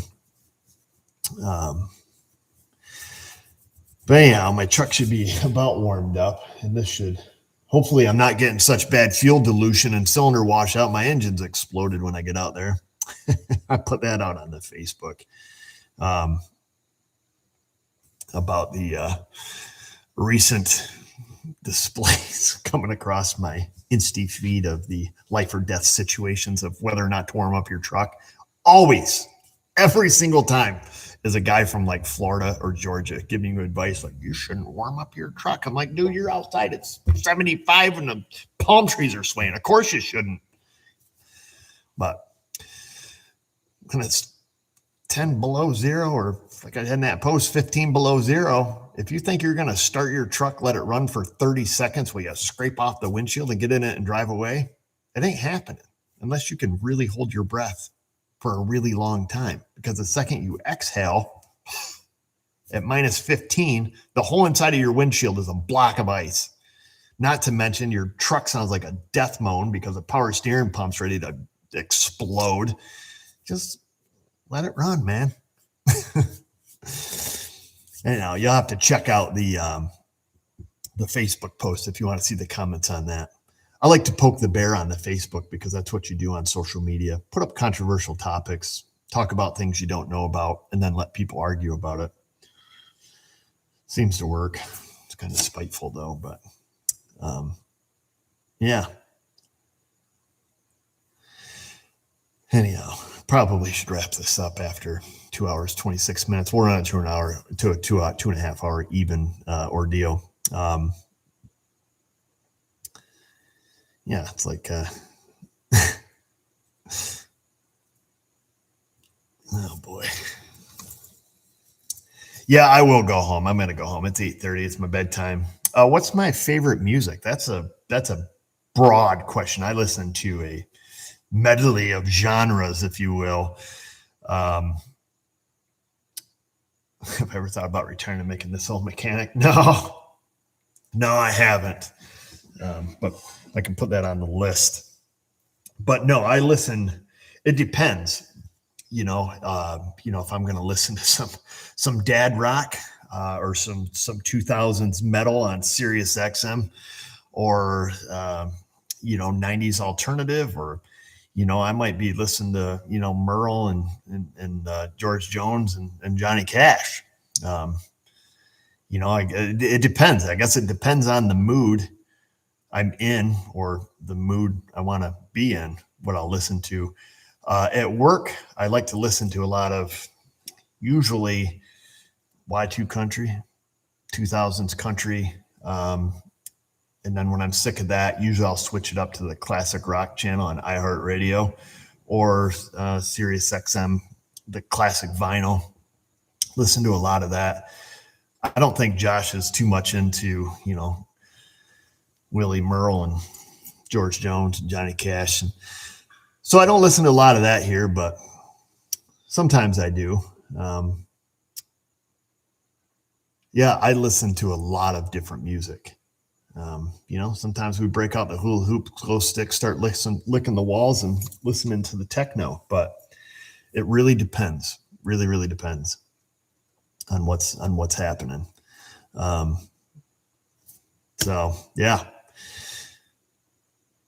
Yeah, I'm not gonna say screw him. I'm the owner. Make him listen to what I listen to. I mean, we all get along. I'm not like that. I'm not a dick of a boss, and we just, we get along great. He does his deal. I do my deal. We work together well. Listen to some pretty neutral music. I'm not an advocate of the general public, walking into your door. Well, I've got Godsmack out here cranking up on level 30 and the walls are shaking. It is not a good image, a good public image for your shop. Do I do that on the weekends or when I'm down here working on my own? Sure. But my doors are locked. My office is locked. And, but even at that, if I'm going to have a beer working on something, I still just don't do it here. It's my shop, but it is not a good public image. A customer comes in and you got, 4 or 5 beer cans laying there. They don't know if they're from that day or the night before. All they know is you're working on their stuff and there's beer cans there. So yes, it's mine. Yes, I own it. Yes, I can do what I want. But at the end of the day, it's, I still work for the general public, and I have an image to uphold, if you will, to a certain degree, with limitations. And I'm certainly, that's not who I want to portray myself to be. Do I drink beer? I do. Do I drink beer when I work on things? Occasionally. But generally speaking, I like to be of clear mind and abilities when I'm working on something, because there's nothing worse than being pissed drunk working on your snowmobile and finding out, you look over there like, oh, all those parts should have went in first, something like that. So I've learned lessons over the years, and in the words of George Jones, we've got choices. Great song. Get a chance, listen to it. George Jones, Choices. Iconic country music there. We've got choices. I could sing it, but it's a humbling song when you think about it. So, we're at the 2 hour and 30-minute mark. We're already past our time. But at any rate, I'm going to get rolling. I appreciate each and every one of you, super chatters or not super chatters. I appreciate you. Everybody who comes to watch our videos and for whatever reason enjoys them. I've never understood it.